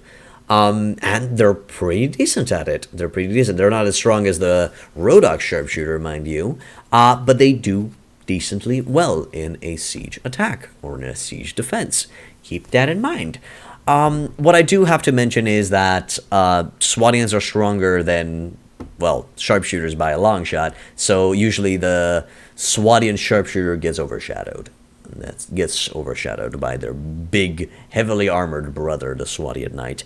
There's nothing really that I can say about their Swadian Sergeant. I think I actually have a Swadian Sergeant because I leveled him up by mistake. Yeah, these two guys. They're practically a weaker version of Swadian Knights on foot, but the good thing about them is that they don't come equipped with Swadian Morning Stars, so their swing speed is a little bit faster. But because of the worse shield, they're not really that useful as tanks, and they don't stand a chance against Nord Huskarls. So in those scenarios, just utilize Swadian Knights. Yeah. Okay, and that is it going through the major factions. Now, I'm usually when I end discussing about best troops and troop trees of each faction, I do like to make a top 3 of each type of unit that you can utilize within a game. So let's go for top 3 best infantry. On third place, I will be adding both the Serenid Guard, Vajir Guard, and the Swadian Sergeant on third place because they're pretty run-of-the-mill. They have shields. They're decent at it. But, wow, they're only on top 3. They're only on third place. On second place, we have the Rodok Sergeant. Rodok Sergeant is arguably one of the tankiest infantry in the game. I don't think they're tankier than the Huskarls, but they get pretty close because of their huge Pava shields. And they also come equipped with a polearm. Very useful against a Swadian charge, maybe, especially if you're on a hill. Okay, and then the strongest infantry unit in the game, hands down, the Nord Huskarl. They're big, they're bulky, and they don't slay vampires. They're not Buffy the Vampire Slayer, but they do have throwing weapons, and they can throw an axe in your face and end the battle before the enemy has even reached the melee skirmish. So yeah, keep that in mind. They're pretty gosh darn good. Only drawback is the fact that, of course, Space Hollander, of course, but because you're biased. In what regard is the Rodok Sergeant better than the Huskarl Space Hollander? So the only drawback about the Nord Huskarl is the fact that it takes a little bit of time to train them up to Huskarl status, but their warriors and veterans are pretty gosh darn good as well. Do I have maybe a Rodok Sergeant to compare? I don't think so. Well, whatever. From a training perspective, yes, the Rodok Sergeants are faster to level up. But a Rodok Sergeant is equal in strength to a Nord veteran, so it's the same shtick. Space Hollander, it's literally the same shtick. Okay, next up for archers. Archers, not crossbowmen, archers, strictly. On third place, we're going to be putting the Kurgits. They're disappointing. On second place, we are putting the Master Archers. The Serenid Master Archers, with a special mention that the Serenid Master Archers also have the best armor amongst all of the archers in the game. And then the first place for archers, for foot archers, are the Vajir Marksmen, simply because of their higher DPS. They're a little bit squishier, they're very glass cannon-ish, but they're going to be firing away at the enemy incredibly fast, and they're going to be getting kills. Okay? I don't remember either, Napoleon. So, well, sorry, it's confirmed that no, you can't. Okay, then let's go to crossbowmen. So, on third place, we have the Swadian crossbowmen. Yeah, that's a thing. They're decent at, they have a crossbow, so that means they're decent.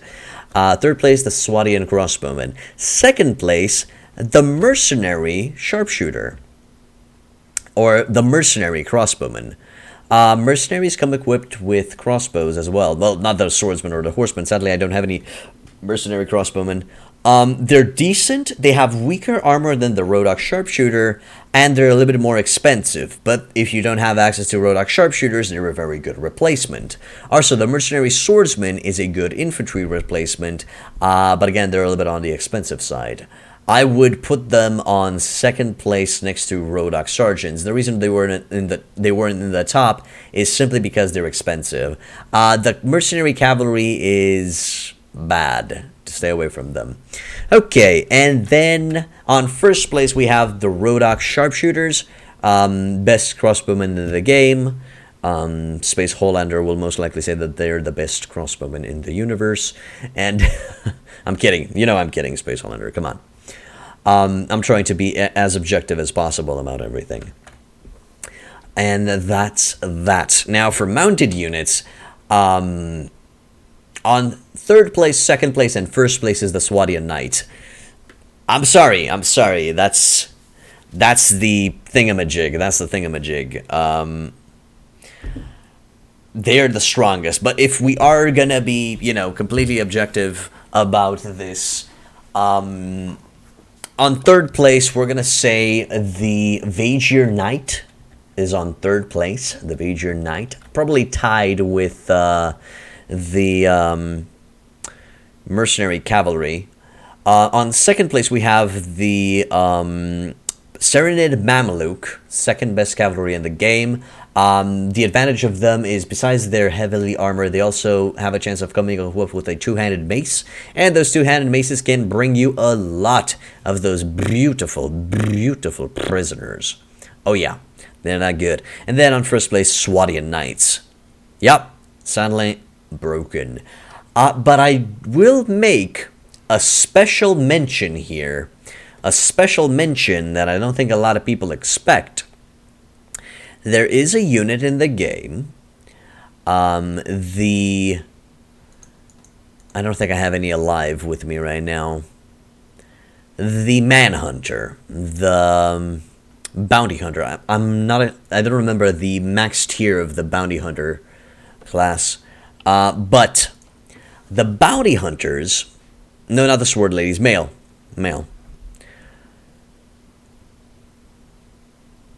Slave Chiefs, yes, Slaver Chiefs. Yeah, thank you, Lord Napoleon. So the Slaver Chiefs, I do have to mention them. During tests that have been run on the internet, 100 Swadian Knights lost. I repeat, lost against Slaver Chiefs, the highest tier of the Slaver Chiefs. They lost. Yes. And you can search it on YouTube. It's a thing.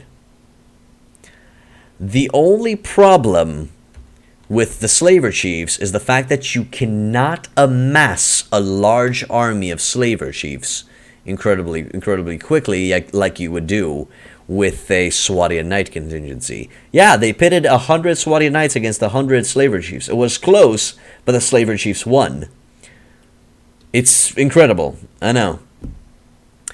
The reason why the Slaver Chiefs won is simply because of their faster attack speed and utilizing blunt weapons, and blunt weapons are just very, very good against heavily armored soldiers like the Swadian Knights. And I'm going to be explaining why blunt weapons are stronger when we discuss about damage types and best weapons in the game.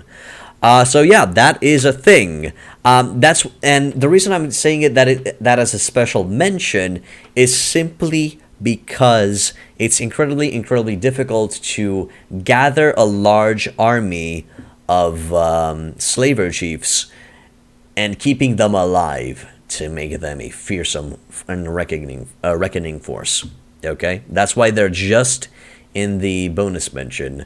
And they're very, very good if you could get your hands on them in the late game. Yes, Flavian. I give you guys verified information.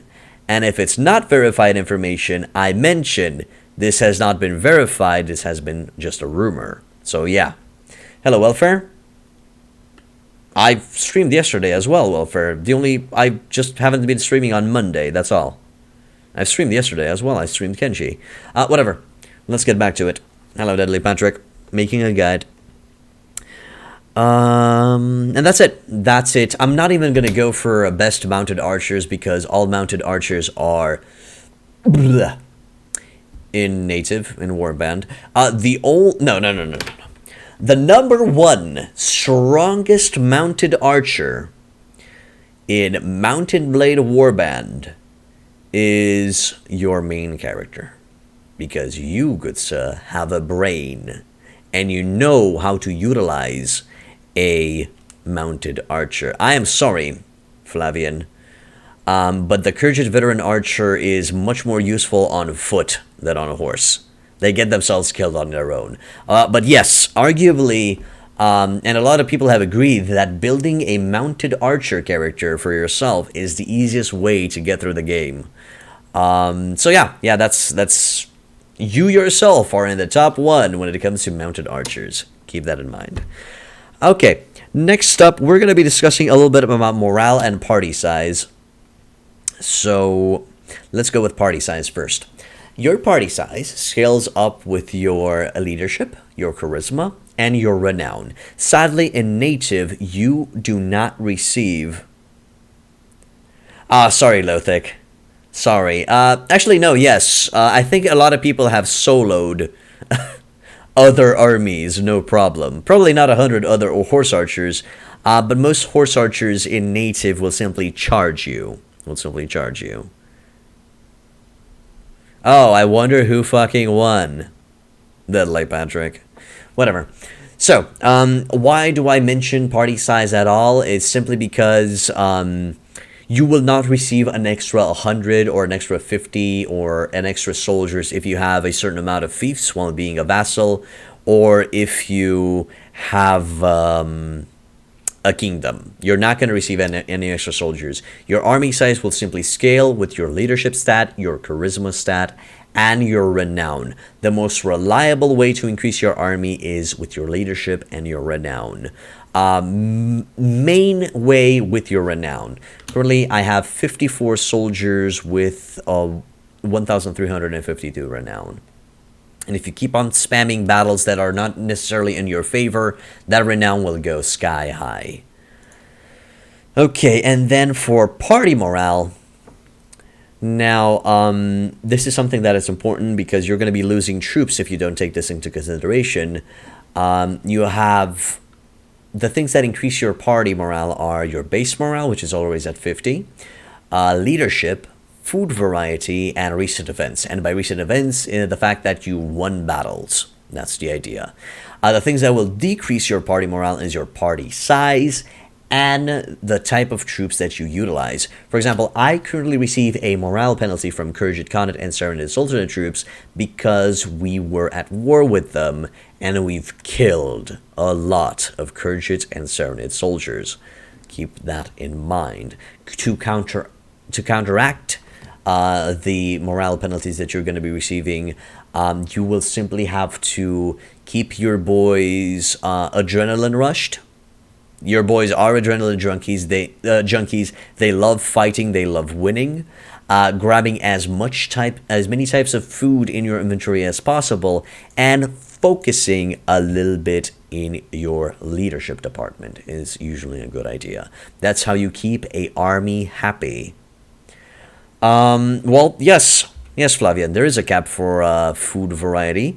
Once you have all types of food in the game, that is your cap. No, that's it. That's it, Flavian. If you have all types of food in your inventory, that's the cap.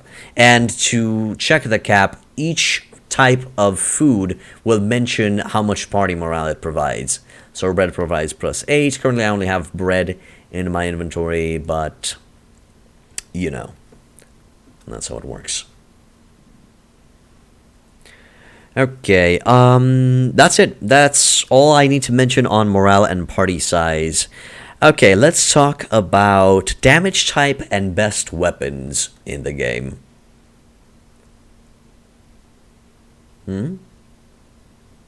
Oh, what food doesn't rot? Really kinda no-brainer which food doesn't rot. Bread, fish, fruit, grain, cabbages do not rot. Oh, dried meat doesn't rot. Anything that is fresh, any meat that is fresh will rot away. Oh, sausages also don't rot. If you use your fucking brain, you're gonna realize what food doesn't rot. I don't think that's a problem. I do recommend it for the early game to walk around with grain sacks as your main food, because you can find grain sacks in most cities, and sometimes grain sacks come in handy for certain village quests. Sometimes a village elder will ask you for, "Oh, we're hungry, could you please bring us 6 bags of grain?" Well, say no more, my good man, I already have that sexy grain to cover you with, you know? So yeah, they're good. Okay. Deadly Patrick, do you have a brain? Do you use your brain? Would you say sausages go bad? If so, then you're not using your brain. Okay, good. Then it's perfectly fine. Alright, so let's talk about damage types. There are 3 types of damage. Oh yeah, it is Napoleon. It is a super pain in the ass. 3 types of damage: cutting damage, piercing damage, and blunt damage. Sadly, I don't really have a I don't have any cutting damage on me, but some of my companions do.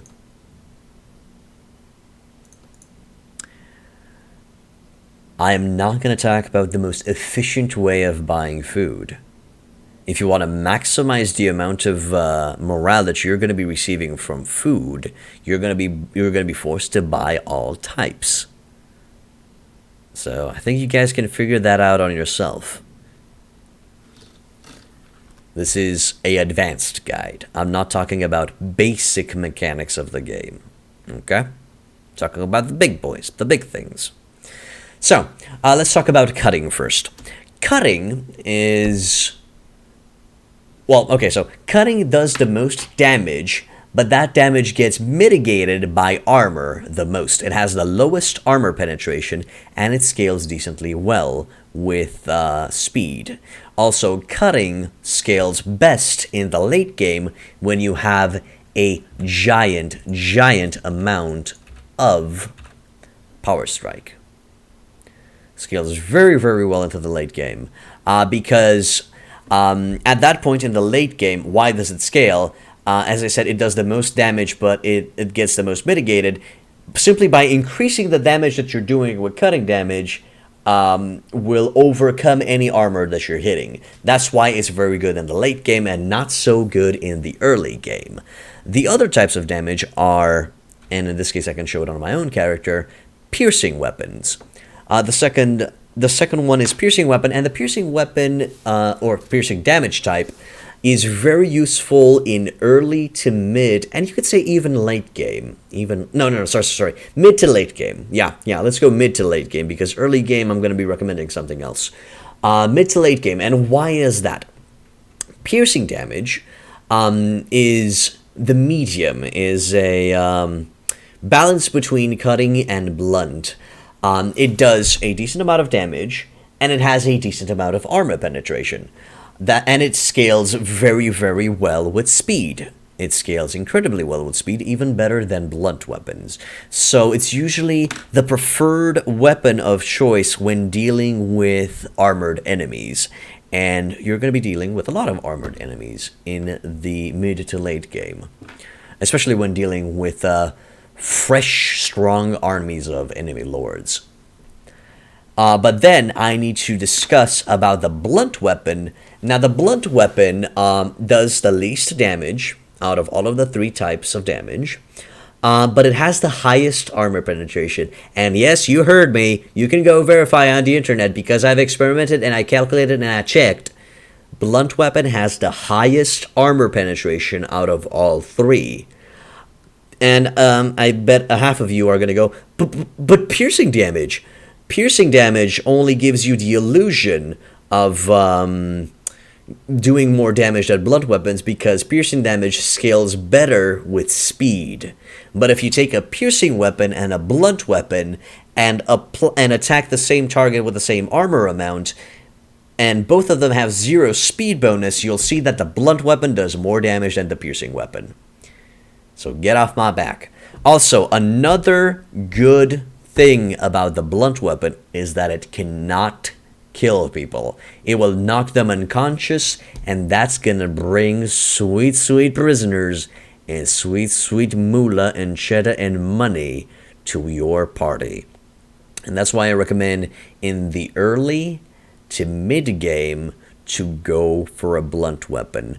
Usually you'll find blunt weapons in the Serenade territories. Guys, would you recommend any good blunt weapons in the game? I recommend that you stay away from the two-hander blunt weapons because they're not fast at all, and they're incredibly awkward, and their weapon reach is kind of short. Not really that good to utilize. And also, you can simply go directly for, the military hammer is pretty nice. But sadly, the blunt weapons have this curse of being usually of shorter reach. You gotta be in close and personal to smack somebody on the head and grab him as prisoner. So, that's why I would recommend early to mid game, go for blunt weapons. And then from mid to towards the late game, go for piercing weapons. And then if you can find... Well, if you don't go over 15 strength, I recommend you stick with the piercing weapon. But if you do plan on going for, let's say, strength 21 and have power strike 7, I think from then on, the cutting weapon will technically outscale the piercing weapon. And also, usually cutting weapons are faster and have a longer reach than piercing weapons. Of course, I'm literally talking about melee weapons. I'm not discussing about lances right now, because a lance is usually a piercing weapon, and since it scales so insanely with speed, it's an incredible solo weapon to utilize in the early game. The maul is pretty gosh darn shit. I'm sorry. A maul, as I remember, it's a two-hander.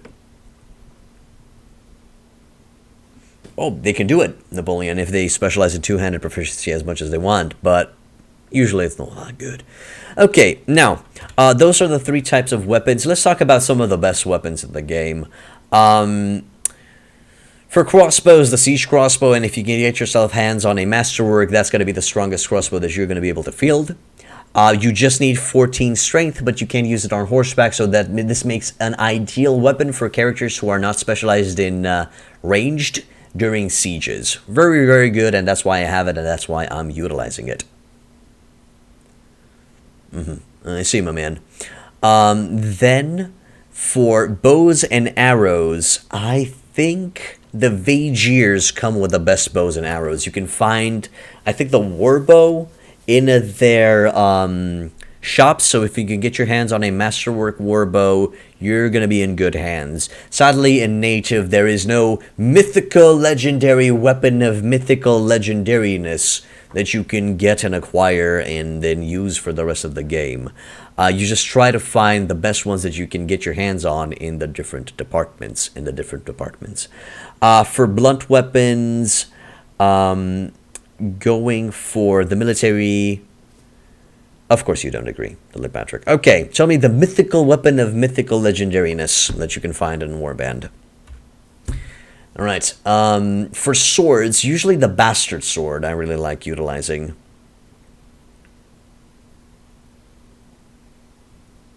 A torch? Oh yeah. Bows, there are good bows in the desert. Philip Patrick? I'm not exactly sure what you're referring to right now.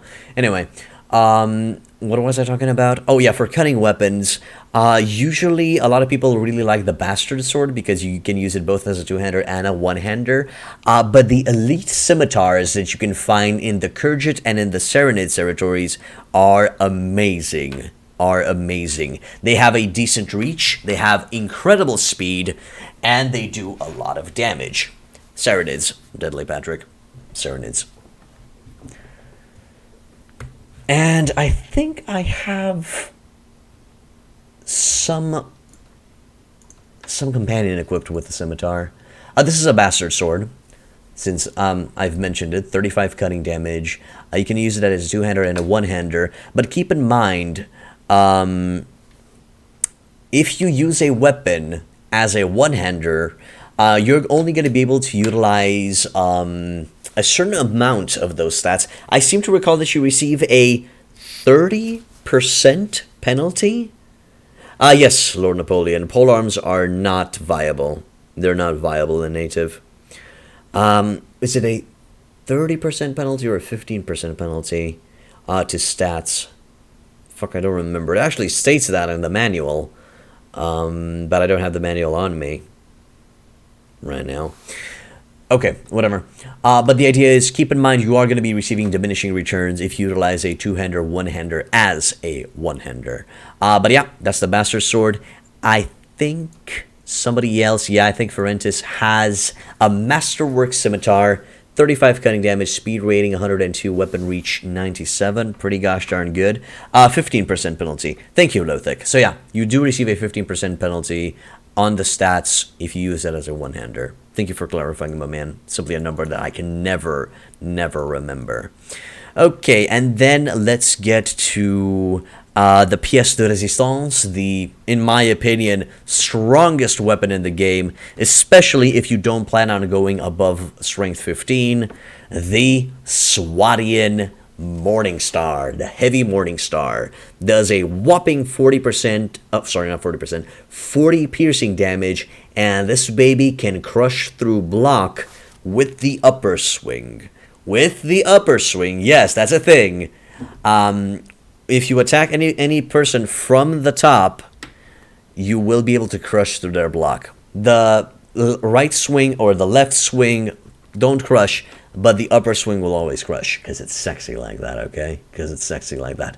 You can find heavy morning stars in the Swadian cities at your own leisure. You'll be able to find them, and try to, if you're lucky, you're going to be able to find a Masterwork one. But you can find a heavy one, and that's decent enough. That's decent enough. Also, there is no way, just to clarify this, there is no way for you to upgrade weapons or armor in a native. There's no blacksmith that will upgrade a weapon from heavy Morningstar to tempered, and from tempered to masterwork or something like that. Keep that in mind. That also applies to armors. You will not be able to upgrade a coat of plates to something. This lordly coat of plates, I found it directly in the weapon shop. The heavy Morningstar, I found it directly in the weapon shop. Most of this stuff you will find in the weapon shop. Of course, Space Hollander, of course. I actually recommend, and this is a joke, take a Rodok recruit in your hands and use them as a two-handed maul. You will be the most OP thing on the face of the planet. Space Hollander can confirm. Happy? Okay. When it comes to horses, the Kyrgyz have the fastest horse. So, and also the Saradins have some decently fast horses, but they're not very good armor-wise, keep that in mind.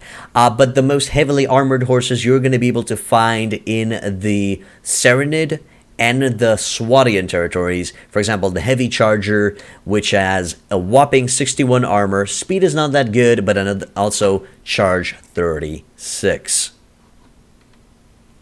So I'm sorry, Deadly Patrick, I need to disagree with you. And if you've opened your ears and paid attention when I've discussed about troop trees, you'll understand why. But some information goes through one ear and just leaves the other. It happens.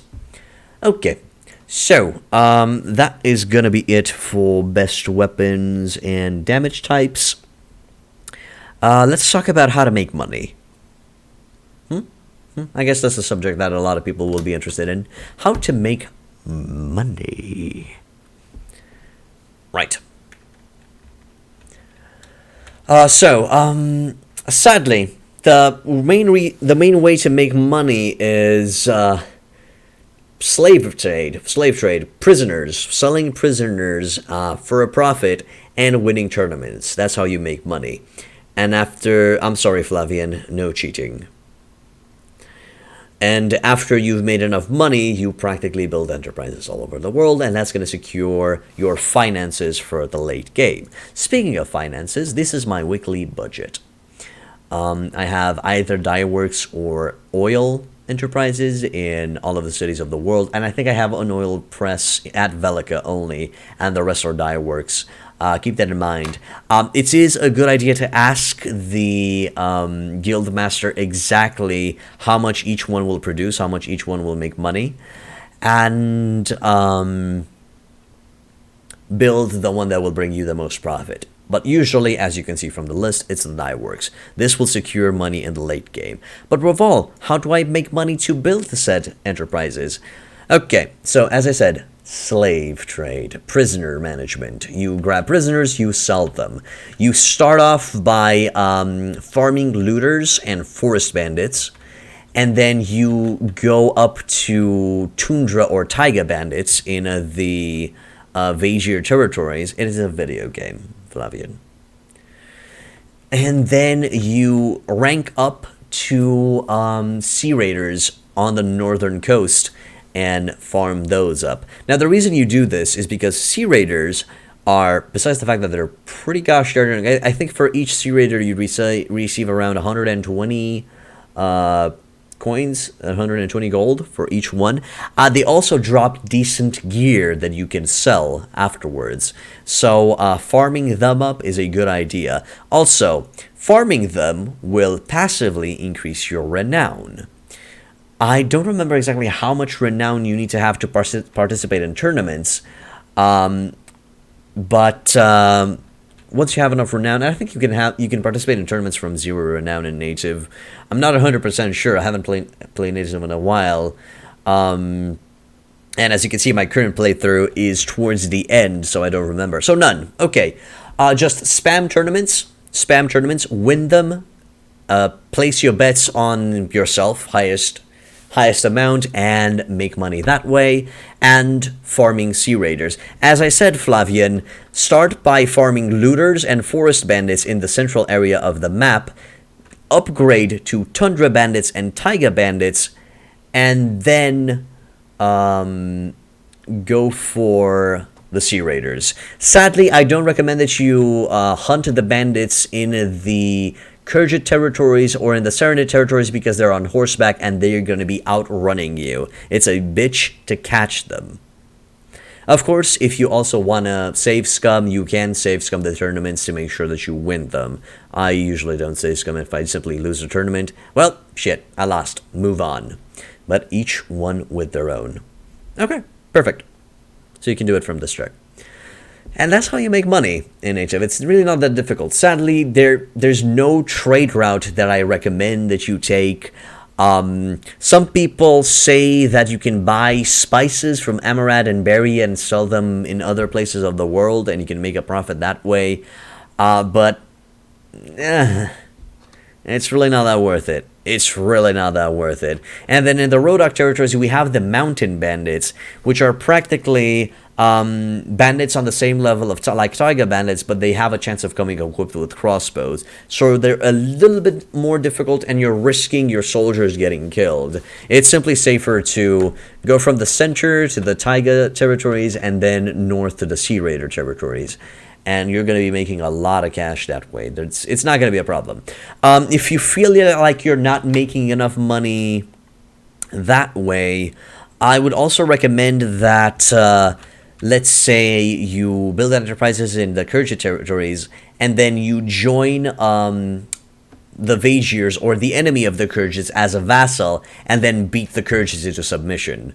And simply make money out of fighting against their armies and looting that way. You can apply this to any of the major factions if you want to make some money. I think the most expensive gear that you can get are from the Swadians and from the Serenades. I think they drop the most expensive gear if you want to make a quick buck that way.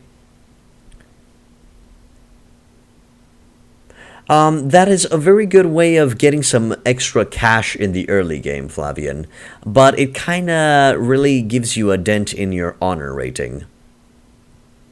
So, if you want to speedrun the game, sure, go for it. This is the way that is meant to be played, Flavian. This is the way that it's meant to do things. I don't rate anything.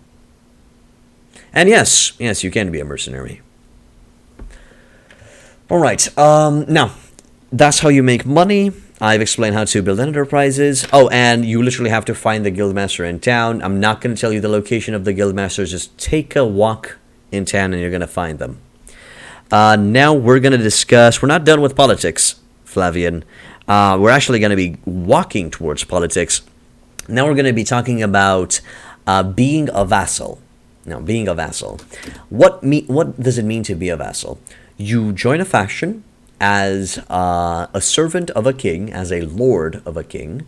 You can either join a faction by talking with the king of that faction himself, or, yes, Dudley Patrick, isn't that what I always do in these guides?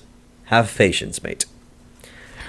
Okay, you can become a vassal by either talking with the king of a faction and simply ask them to join, or you will receive a letter of vassalage, simply an invitation to join said faction, and that's very useful if you already have 30 right to rule. If you have too much right to rule, kings will not accept your request to join their faction outright, but they will still be able to send you letters of vassalage, invitations of vassalage. So keep that in mind. Don't worry, you can still join factions. All right.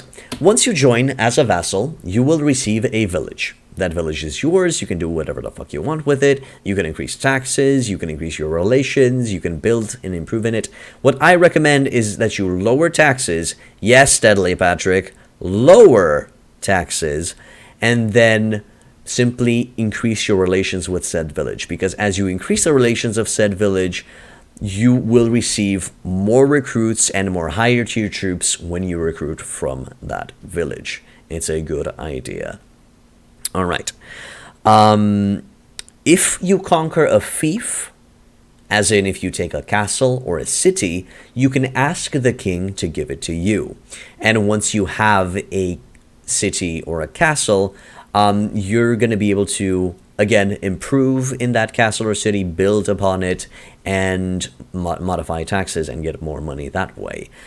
Remember, once you have a castle or a fief, or a city, you have to defend this fief by garrisoning soldiers in, and soldiers cost money. You will need to pay weekly for the boys. As you can see here in my weekly budget screen, I am paying wages for a lot of castles. So keep that in mind. You don't need to ask fiefs from your king just for the sake of having them, because at that point in the game you're going to be having a lot of money to swim through, and money is not going to be a problem. So don't get greedy, don't grab everything unless you want to create your own faction. And we're going to discuss about that once we get to the kingdom management stage. So yeah, that way, as a simple vassal, going back to being a vassal, that way as a simple vassal, you can help that faction conquer the world.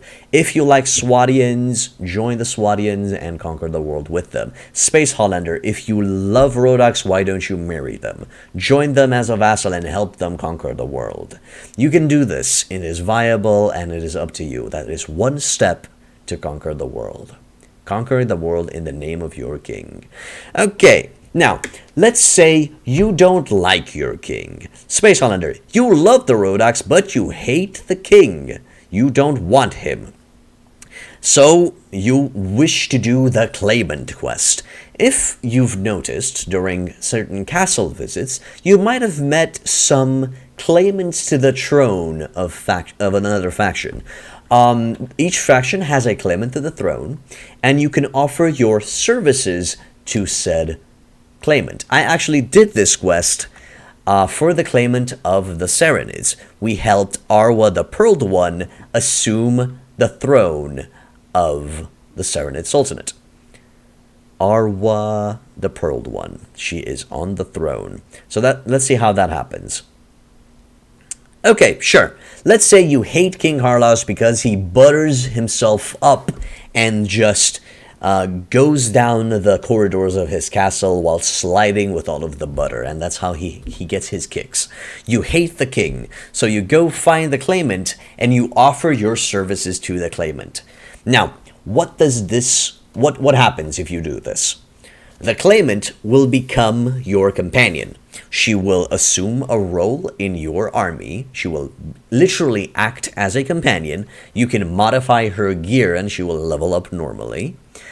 And you've promised this claimant to conquer that faction. Yes, keep in mind that before you take this quest, you are promising this person that you will conquer that faction for them.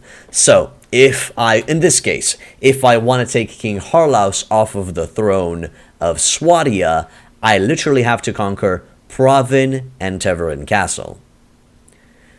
Your claimant, your companion claimant in this case, will not become a king or queen or a viable ally on the battlefield unless you've conquered the entirety of the faction. Once you've conquered the entirety of the faction, the lady or the dude, the claimant, will leave your party and become the official ruler of the faction. Will become the king. So, now you're going to ask yourself, why did I did this? Okay, I am glad that King Harlaus is no longer on the throne, but what did I get from this? Hello, I just fly like my mom. Welcome to the inn, my man. Thank you for following. Hope you enjoy your stay. Right, so what do you get from all this? Well, you get to be a marshal. Haven't mentioned during the vassal stage, but being a marshal means you are the minister of war. You decide on the military campaigns, you decide where to attack, when to attack, gathering all of the lords to follow you in glorious combat. As a vassal, so not as a claimant, not doing the claimant quest, as a vassal of a faction, you can be elected to become a marshal. But each time one of your colleague lords gets defeated, or each time you retreat, or each time you fail a campaign or stuff like that, your controversy will increase. If you have too much controversy, you're going to be stepped down from the position of marshal and someone else will be elected for the position of marshal. That's what happens if you're a simple vassal. Now, if we helped the claimant of Swadia assume the throne of Swadia, and we kicked King Harlaus to the curb while he is slowly sliding away with his butter, you will receive the reward of becoming the permanent marshal of the new Swadian faction. The permanent marshal. You can have controversy up the ass, and you will not be stepped down from the position. So, in case you want to conquer the world with technically your faction and you don't want to deal with politics, this is one way of doing it. Helping a claimant out assume the throne, you receive permanent marshal status, and you conquer the world in that way. You are the Minister of War. Congratulations. And then we have the third way of conquering the world, and the third way is telling a big FU to all of the major factions and making your own faction, which will most likely contain Blackjack and Ladies of the Night. So to do that, there are two ways. Is it two ways? It's two ways. It's two ways to create your own faction. You can either, one, be a vassal of a faction, and while being a vassal, you continue to ask for fiefs from the king. Keep on asking for fiefs. When the king refuses to give you a fief, you can declare your independence. You can do a tantrum, say it's not fair, and you declare your independence. And when you declare your independence, you take all of your fiefs that you previously owned with you. And this way, you have a big chunk already. And from there, you name your faction and conquer the world. The second way of creating your faction, and the way that I did it, is while not being affiliated with any of the factions, you conquer Rivet. Well, in my case, I conquer Rivetsig. You conquer any castle or city. Not necessarily Rivacheg, any castle or city. I would recommend Rivacheg because it's in a corner of the map, Wordcheg because again it's easily defendable. You could also go for Chalbec Castle because again it's a slight peninsula that you can defend, Proven or Teverin, Yalen is also easily defendable, Jilkala, Barry, it's literally on the corner of the map, you can grab that. These are some good areas where you can start your own faction from. Once you've conquered this castle, you practically declare yourself independent, and you're good to go. You have a kingdom, everybody wins. Well, everybody loses except you. But there is a thing that you need to take into consideration when creating your own faction, and that is right to rule.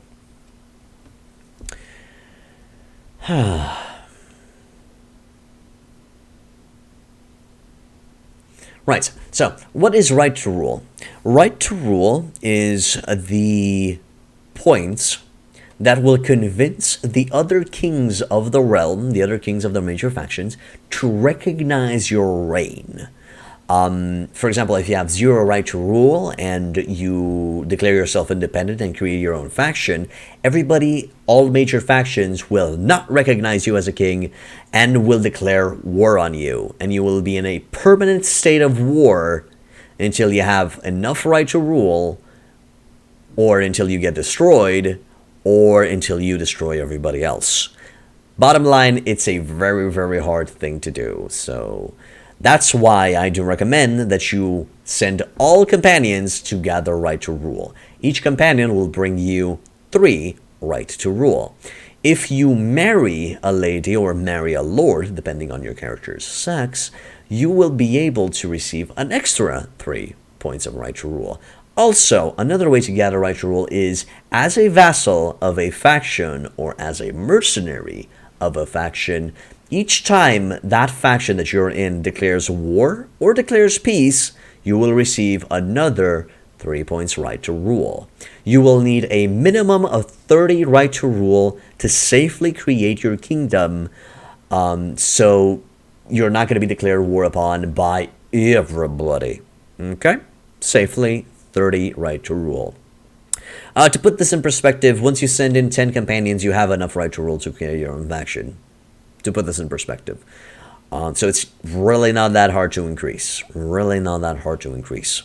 Also, it's a good idea to be as honor-bound as possible. Yo, Shadow Puppet, thank you for subscribing for 2 months in a row, my man. Really appreciate it. Honor, to have as much honor as possible, because that's going to increase your relations with other like-minded lords that are also honorable, especially the good-natured or the upstanding lords, and we're going to talk about personality lords in a second. To gain honor, you simply save villages from bandits, and you win tournaments. That's the best way of making honor. And also, releasing lords. I think this is the most consistent way of making honor. Releasing lords instead of capturing them as prisoners. So practically after a battle, when it says that you captured this lord, what do you do with him? You have the choice of taking him prisoner or releasing him. If you release him, you receive relation bonuses with said lord, and you receive honor. So that's a very, very easy way of stacking this up. That's how we've reached 311. That's how we made so many friends. But we're going to get to the friends in a second. Okay, so you can use either of the 2 methods to create your own faction. You can name it wherever you want. The flag of the faction will be your own flag, your own lord's flag that you've decided when you've become a vassal, or if you started from level 1 as a noble from level 1. And then we will discuss about fief management and how to get vassals. How to get vassals. So, first of all, let's talk about how to get vassals, and then we'll talk about fief management and what to give them. There are multiple lords. Well, there are a lot of lords in the game, but multiple personalities. That's what I wanted to say. Known lords by relation. As you can see, we have a lot of friends, and we have a lot of enemies. Now, okay, of course, Space. I promise I'll do that, and thank you for the follow, my man. See ya, and have a good day at work. So how did I reach 100 with these lords? It's actually very simple. And you don't really need to think too much about it. The bottom line is, after each battle, you release the good lords, and you capture and take prisoner the bad lords. Because when you create your own faction, you'll only want the good lords on your side. What happens if you have bad lords on your side, you ask? Well, let's say I give when I refer to good lords and bad lords, I'm strictly referring to their personality. Good guys and bad guys. If I give a bad guy Wurcheg, his relation will keep on decreasing with me, even though I'm trying to satisfy his needs, and he will eventually betray me and take Wurcheg with him from the faction and join another faction. It's that insane. Thank you for following 121. Thank you for following without the 121. Welcome to Hit Point In, my man. Hope you enjoy your stay. Alright, so that's how it works. So it's usually a good idea to have the good guys on your side. So, what happens when you release a lord, and what happens when you capture a lord? When you release a lord, depending on his personality, you'll receive some extra bonus relations from him. When you release a martial lord, he's gonna tell you that you're honorable for releasing him, and he's gonna increase his relations. And each time when you talk with him and beat him, he's gonna increase his relations further and further and further, until a point where he practically loves you and he'll join your faction. And that's very good.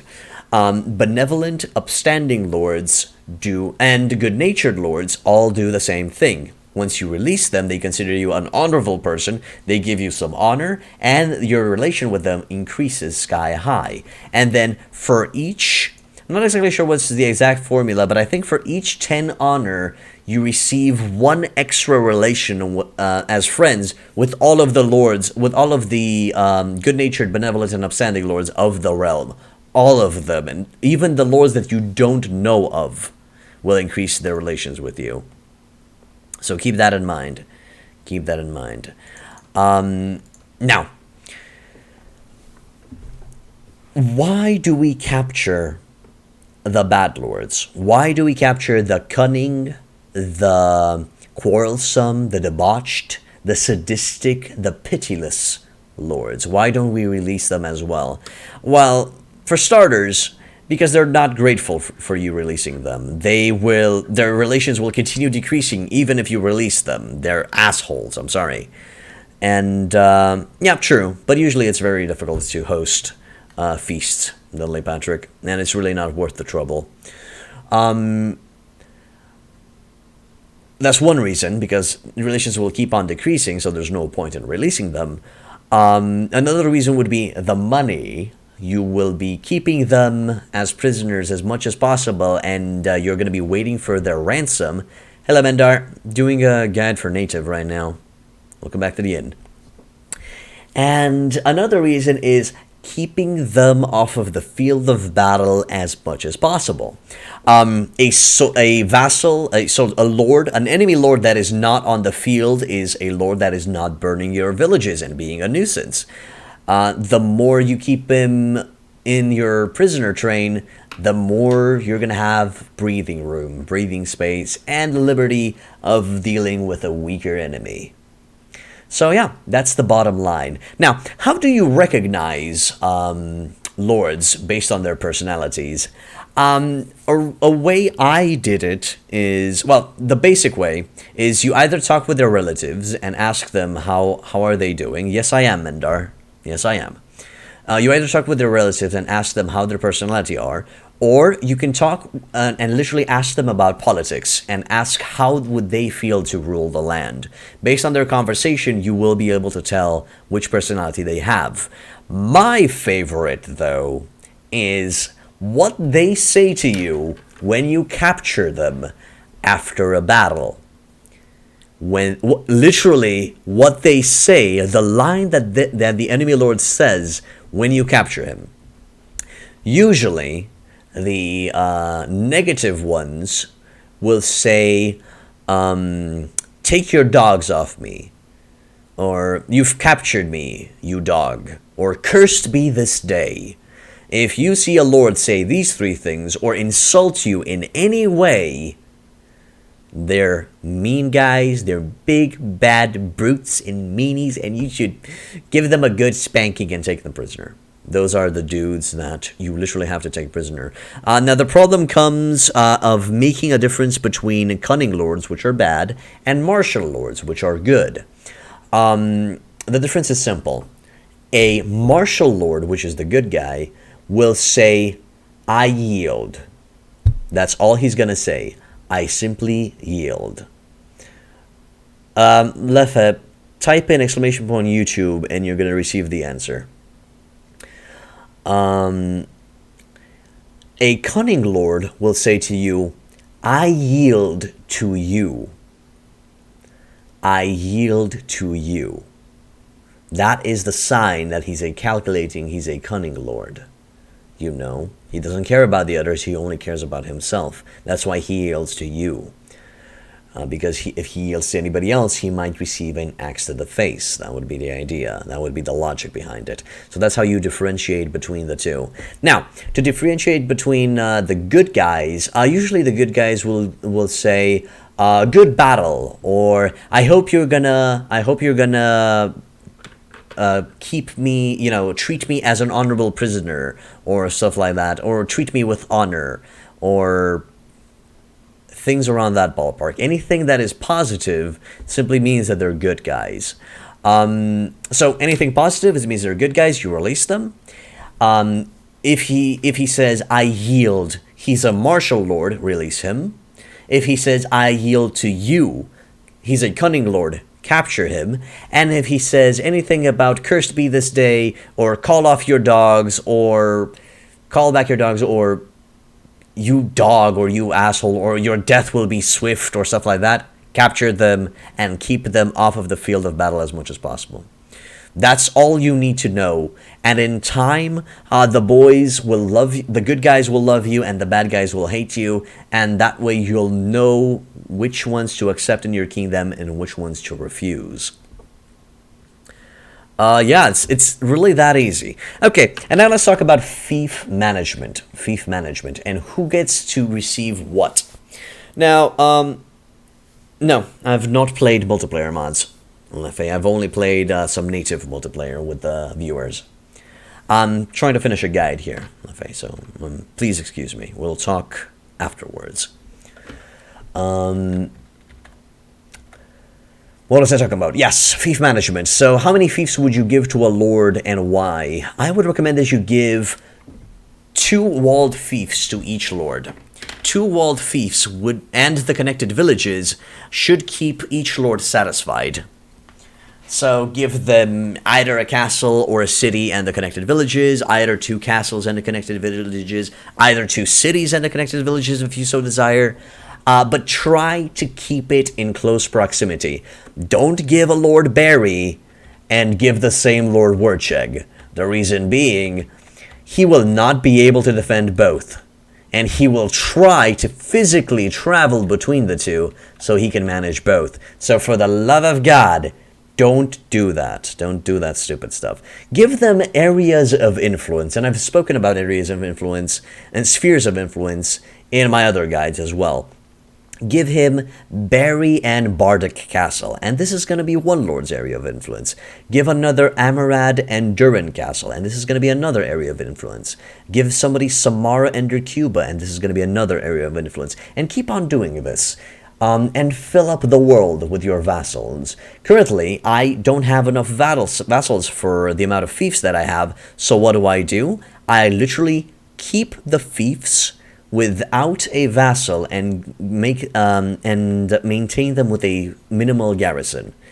And that way, having vacant fiefs will also bait new vassals to join your faction. They will literally betray the enemy and join you.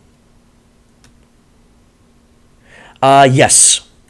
As long as the idea is, as long as the benevolent ones, good-natured ones, and upstanding ones have one fief, they will not bitch about anybody. They will not complain about giving other people fiefs, unless they're direct rivals. That can happen, but it's kind of on the low minimum. A martial lord will only complain if he has less than 3 fiefs. If he has 3 fiefs, he will be perfect. Well, Auto Host is already on YouTube, my man. Thank you, and I hope you have a wonderful, wonderful work day. So, martial lords will only complain if they have less than 3 fiefs. Keep that in mind. And once they have 3 fiefs, they're not going to complain anymore. So you'll be good. A fief is a castle or a village or a city. That's a fief. There are 2 types of fiefs. Normal fiefs, which are usually villages, and walled fiefs, which are castles and cities. I recommend that you give everybody a walled, everybody 2 walled fiefs. So either a castle in a city, 2 cities, or 2 castles, and the connected villages. Okay, and the connected villages, because Barry has Ikbail and Fashara as connected villages. So you give those 2. Okay, you give those. Don't keep them for yourself. Give them to your boys. Show them some loving. Lefike, thank you for becoming a follower, my man. Welcome to Hitpoint 10, and I hope you enjoy your stay. And that's how you manage. And each time a new lord joins the fold, give them another fief. If somebody complains and it's kind of in the negative, give them an extra fief. And you go from there. And once you reach the late game, when it's practically cleanup from your part to conquer the rest of the world, at that point it really kind of doesn't matter how you manage your fiefs anymore. You can just give whatever you want to whoever you want, if you so desire. Okay? Oh, and if somebody is minus 40, if one of your vassals, it can happen, if one of your vassals are at minus 40 relations with you, it's a good idea to indict them for treason, because usually at minus 40, and definitely as minus 50, they will betray you and join another faction, and they're going to take their toys with them. And by toys, I mean all of the fiefs that you've given them, they will take it to the other faction. Oh yeah. So, that's the idea. Indict them for treason. Some of your rulers will not like it, but you have to. You have to, because they will betray you if they're at minus 40. Definitely. Definitely. So, that is it for Fief Management and Kingdom Management. For Prime Minister, usually it's a good idea to make one of your companions or your wife. Usually a very good idea to make your wife as the Prime Minister, because if you just put a prominent lord or somebody from a nobody as a Prime Minister, you're not going to be having all of the options. The only penalty is, Flavian, you're going to have to pay a lot more wages. You're going to have to take care of a lot of more garrisons, and some lords that you haven't given any fiefs yet will frown that really, I just joined you, I have 0 fiefs, and you took this castle for yourself, while you already have 7 or 8 fiefs already. And plus, it's usually a bad idea for you as a king to have that many fiefs, because the more fiefs you have, the more things you have to manage, the more money you need to expend. So that's not usually a good idea. And if you're going to say, but what about the money that I'm going to get from taxes? You already have the enterprises that provide you with enough money in the late game. I have 305k dinars, and I have nothing to do with it, and I'm still producing money each week. I literally have nothing to do with it. So my recommendation is just grab a city and a city and a castle, or maybe 2 cities for yourself. One in one part of the world and one in another, just to have a easy to access court for yourself. For example, in my case, I'm going to be moving my court from Rivacheg, and I'm going to be moving it to Durham as soon as possible, because I'm going to be using Durham as a seat of power, because it's in the center of the map and I can easily reach it from all corners. That's pretty much it. Now, let's talk about Early game, mid game, and late game. What do you need to do in the early game? What do you need to do in the mid game? And what do you need to do in the late game to conquer the world? Yeah. To conquer the world, for starters, you need to gather money and build enterprises in all of the major cities of the world. The reason being, the enterprises will provide you with money that will finance your late-game military campaigns, exactly like they did with me. They are providing me with enough cash to keep on trucking whatever happens. At this point, they could take all of my enterprises because I have enough money to sustain myself for at least another 100 in-game days. At least with a full army. So that's the reason why in the early game you need to gather the money and build the enterprises. Another thing that you need to do in the early game is to gather all of the companions. Not your stable party that I've mentioned earlier in the guide. All of your companions and send them to gather a right to rule. To secure that minimum requirement of right to rule for yourself if you ever decide that you want to make your own faction. Okay, and that's the late game. That's the mid... a little bit tired. That's the early game. Once you've accomplished these two objectives, send all of the companions to gather a right to rule, and build all of the enterprises, you've finished the early game and you've reached the mid game. Now, in the mid game, it's time to make friends. I know it sounds weird, but at this moment of the game, I recommend that you join a faction as a vassal and start making friends. Start warring against the other factions. Start utilizing this tactic where you release the good guys and capture the bad guys and make relations that way. And try to practically turn this gray world into black and white. Black representing the bad lords that you don't want to deal with, and you want them as prisoners and off of the field of battle as much as possible, and white being the good guys that you will want to join your faction later on. This is the moment where it's a good idea to do this in the mid-game as a vassal, and this is also a good place to get renown and strengthen your own army and getting ready for world domination. And once you've accomplished this, you will feel when the time is right. Trust me, you'll feel when the time is right to take matters into your own hands and go and reach the late game. And speaking of late game, in the late game, it's the moment when you need to decide on 3 paths.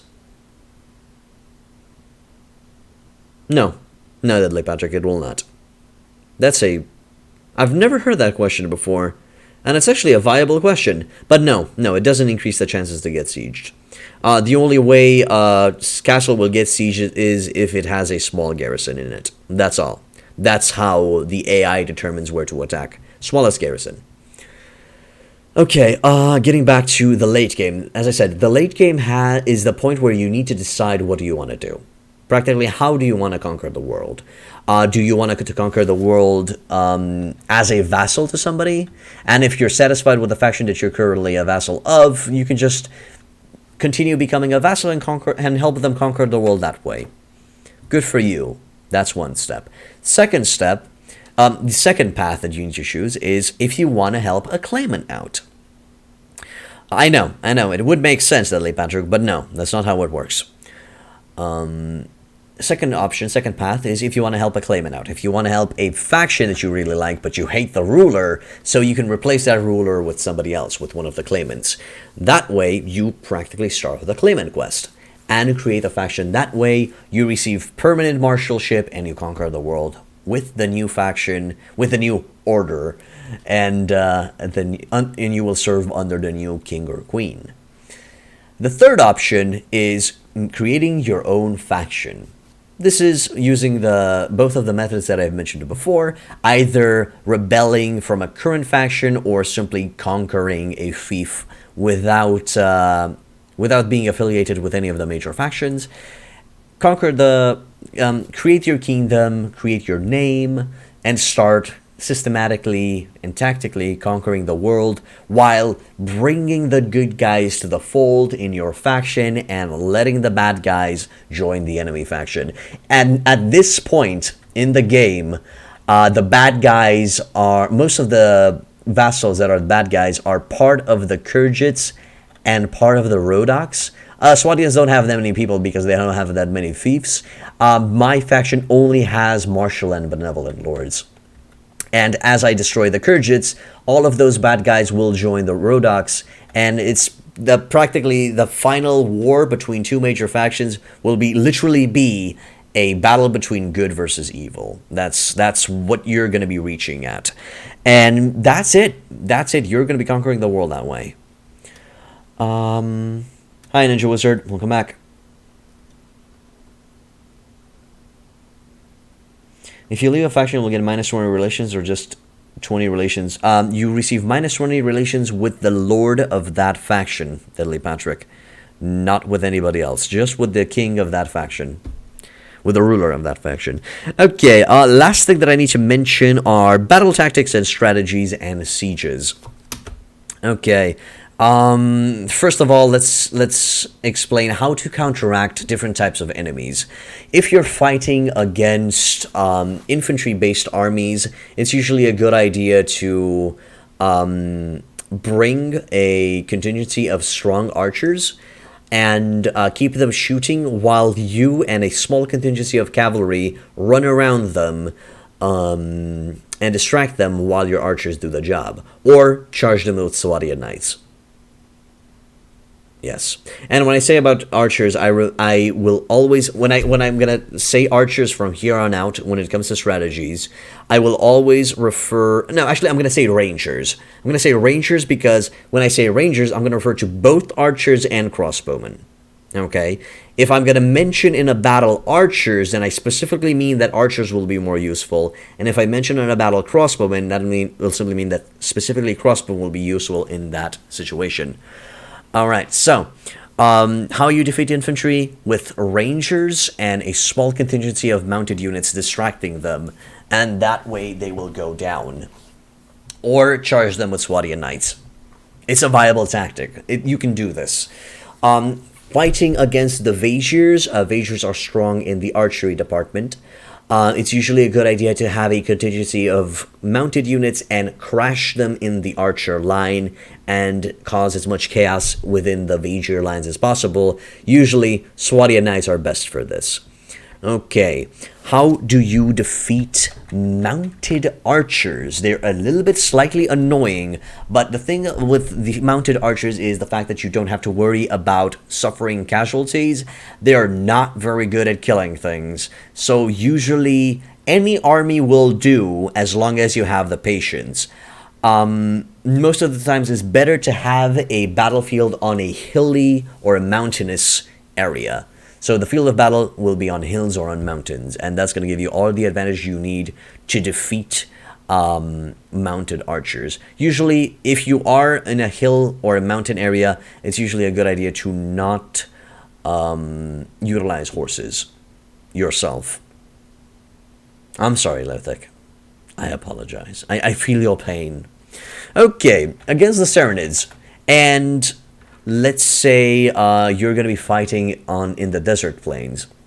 Serenids mostly focus on mounted charges, and their archers are quite fearsome. Usually it's a good idea to pelt them from afar with as many arrows as possible, and then literally crash your mounted and infantry units in their archer line.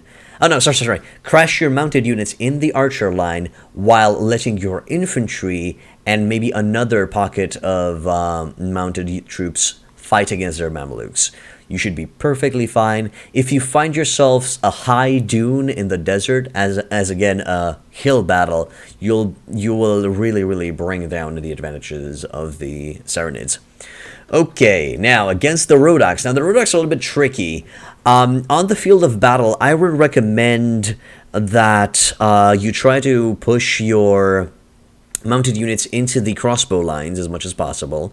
Also, try to keep your archers shooting against the Rodox because of their faster fire rate. They're going to be able to overwhelm the crossbowmen. They're not going to be able to shoot as fast as the archers, and they won't be able to retaliate as well.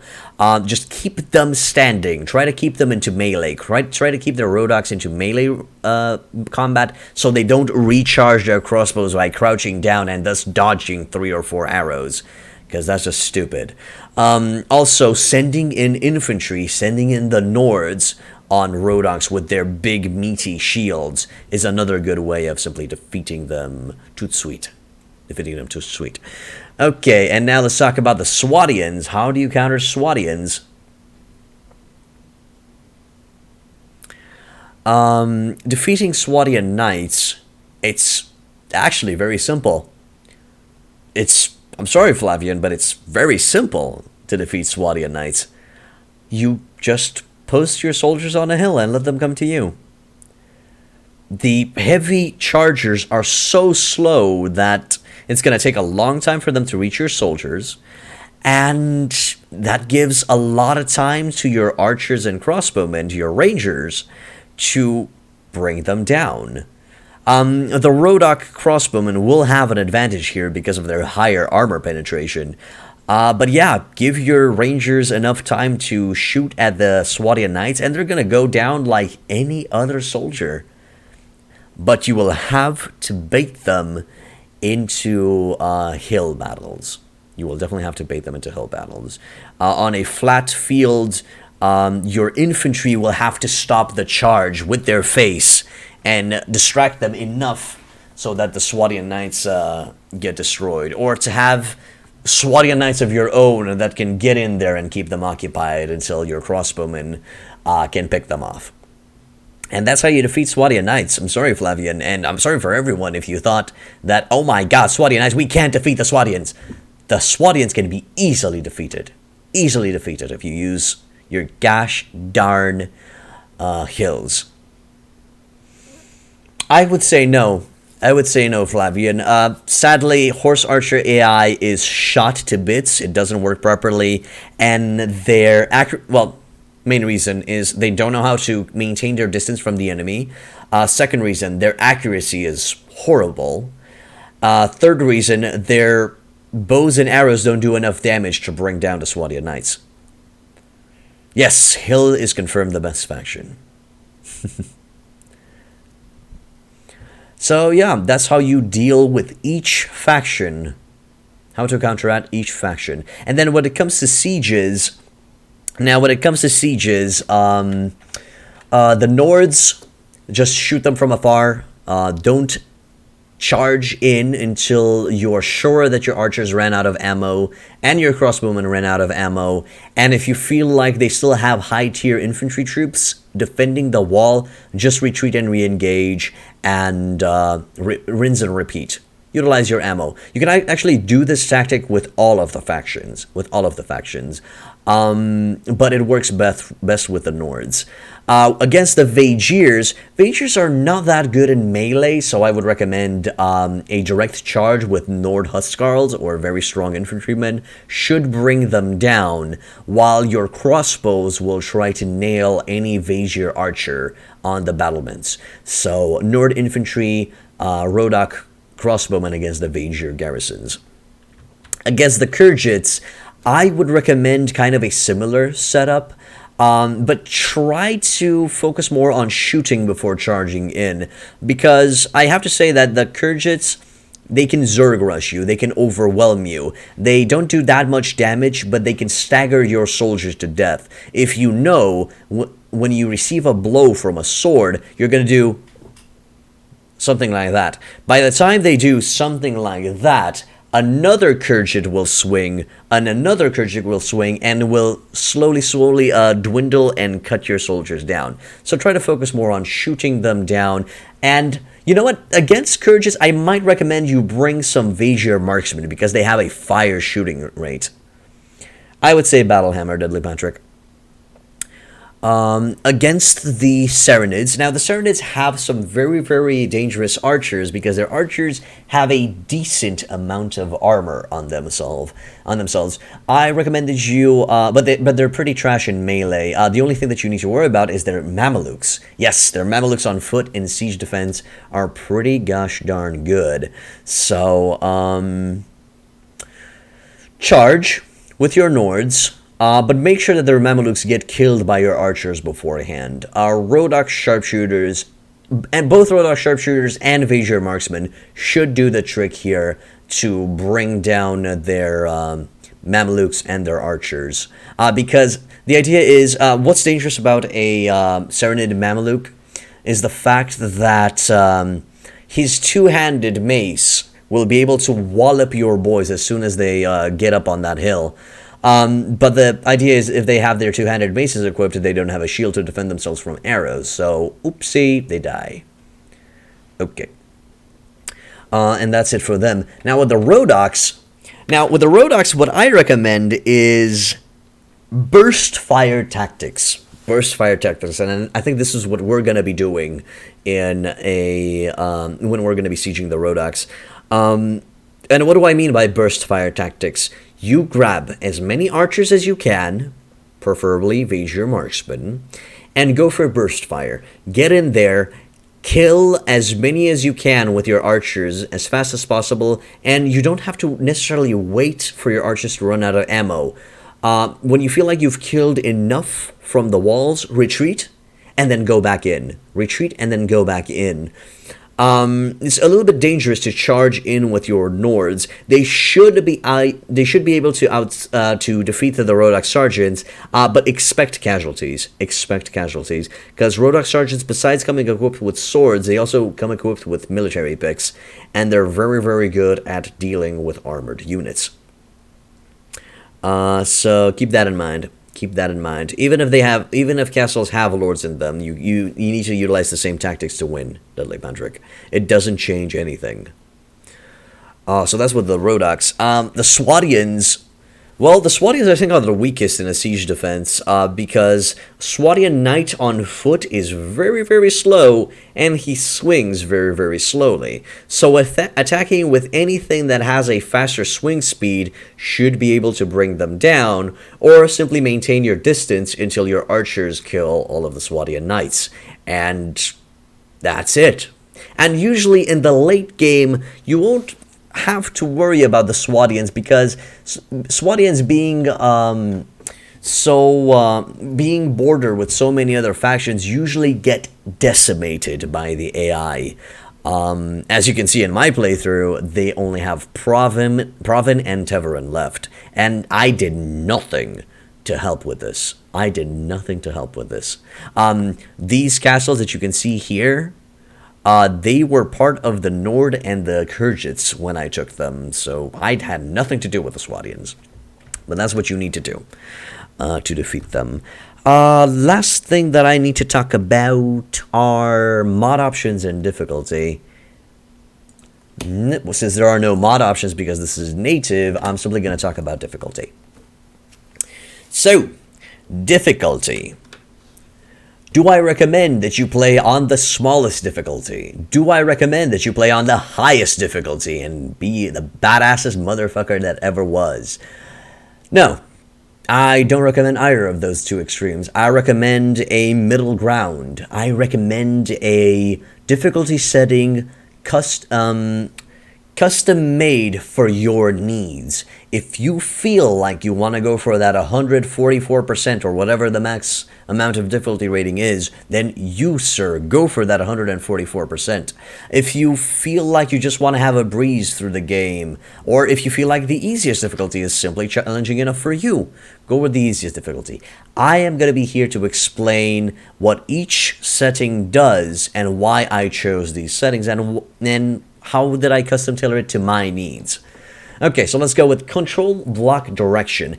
I don't play multiplayer, so this is usually a feature that I don't want to deal with. So I keep the control block direction on automatic.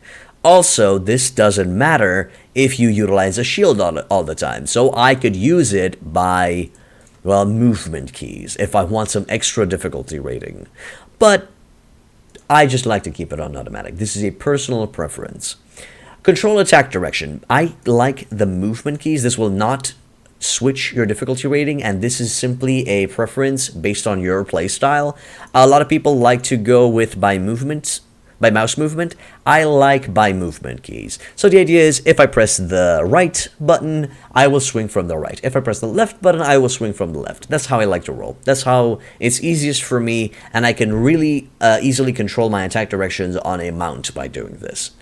Lance control, I keep it in on max difficulty because I don't use a lance, and even if I did use a lance in a tournament, I just press the X key to couch it, and I just need to make sure that I couch it before I hit the enemy. Not that big of a deal. I keep it on hard. Now, when it comes to damage to player and damage to friends, I'm going to talk about both of these together. I like to keep it not on easy, not on normal. I like to keep it, not on easiest, not on normal. I like to keep it on easy for both. Also, they're kind of misnamed. It should be easy. This is normal, and this is hard. That's how it should work. That's how it should work. But the reason I'm doing this is simply to avoid tediousness, to avoid boredom. Let me explain. The reason I have only half damage on myself is because I want to get in the field of battle. I want to go and swing my sword against the enemy. I want to defeat enemies in single combat if I want to. If I put it on normal, I can't do that because a random arrow to the toe at my foot will knock me out. And thus, if I play on normal, I have to hide away and I can't fight to my heart's content. If I put it on easiest, it's simply too easy for my tastes. So I'm keeping it on easy. Damage to friends, I keep it on easy, middle ground as well, for the same reasons. You don't know, Lothic. It might be somewhere else. Deadly Patrick might have a toe on his head. Yeah. And if you keep on asking these types of questions, Lothic, you're going to have one of my toe up your ass. Okay? Kidding. Alright, so let's carry on. The combat AI is on maximum. This simply increases the way the AI enemy reacts to your swings, or the way they swing towards you. They sometimes spaz out by how fast they swing towards you. I just keep this on max because I like the challenge. Campaign AI I keep on poor. You got a toe between your legs? I'm sorry to hear that. Toes are really not that long, Dudley Patrick. I am sorry.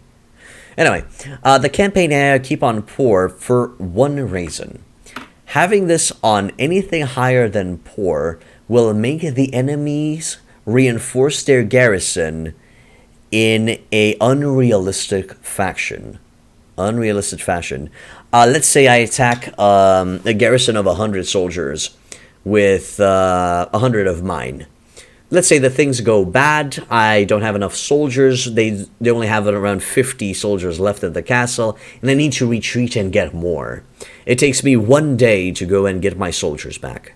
Once I get back to the castle, they no longer have 50 soldiers inside. They didn't go back to 100 soldiers. They now have 200 soldiers garrisoned. Overnight, they made a lot of babies really, really fast, and they leveled them up into high-tier soldiers. And I call that bullshiz.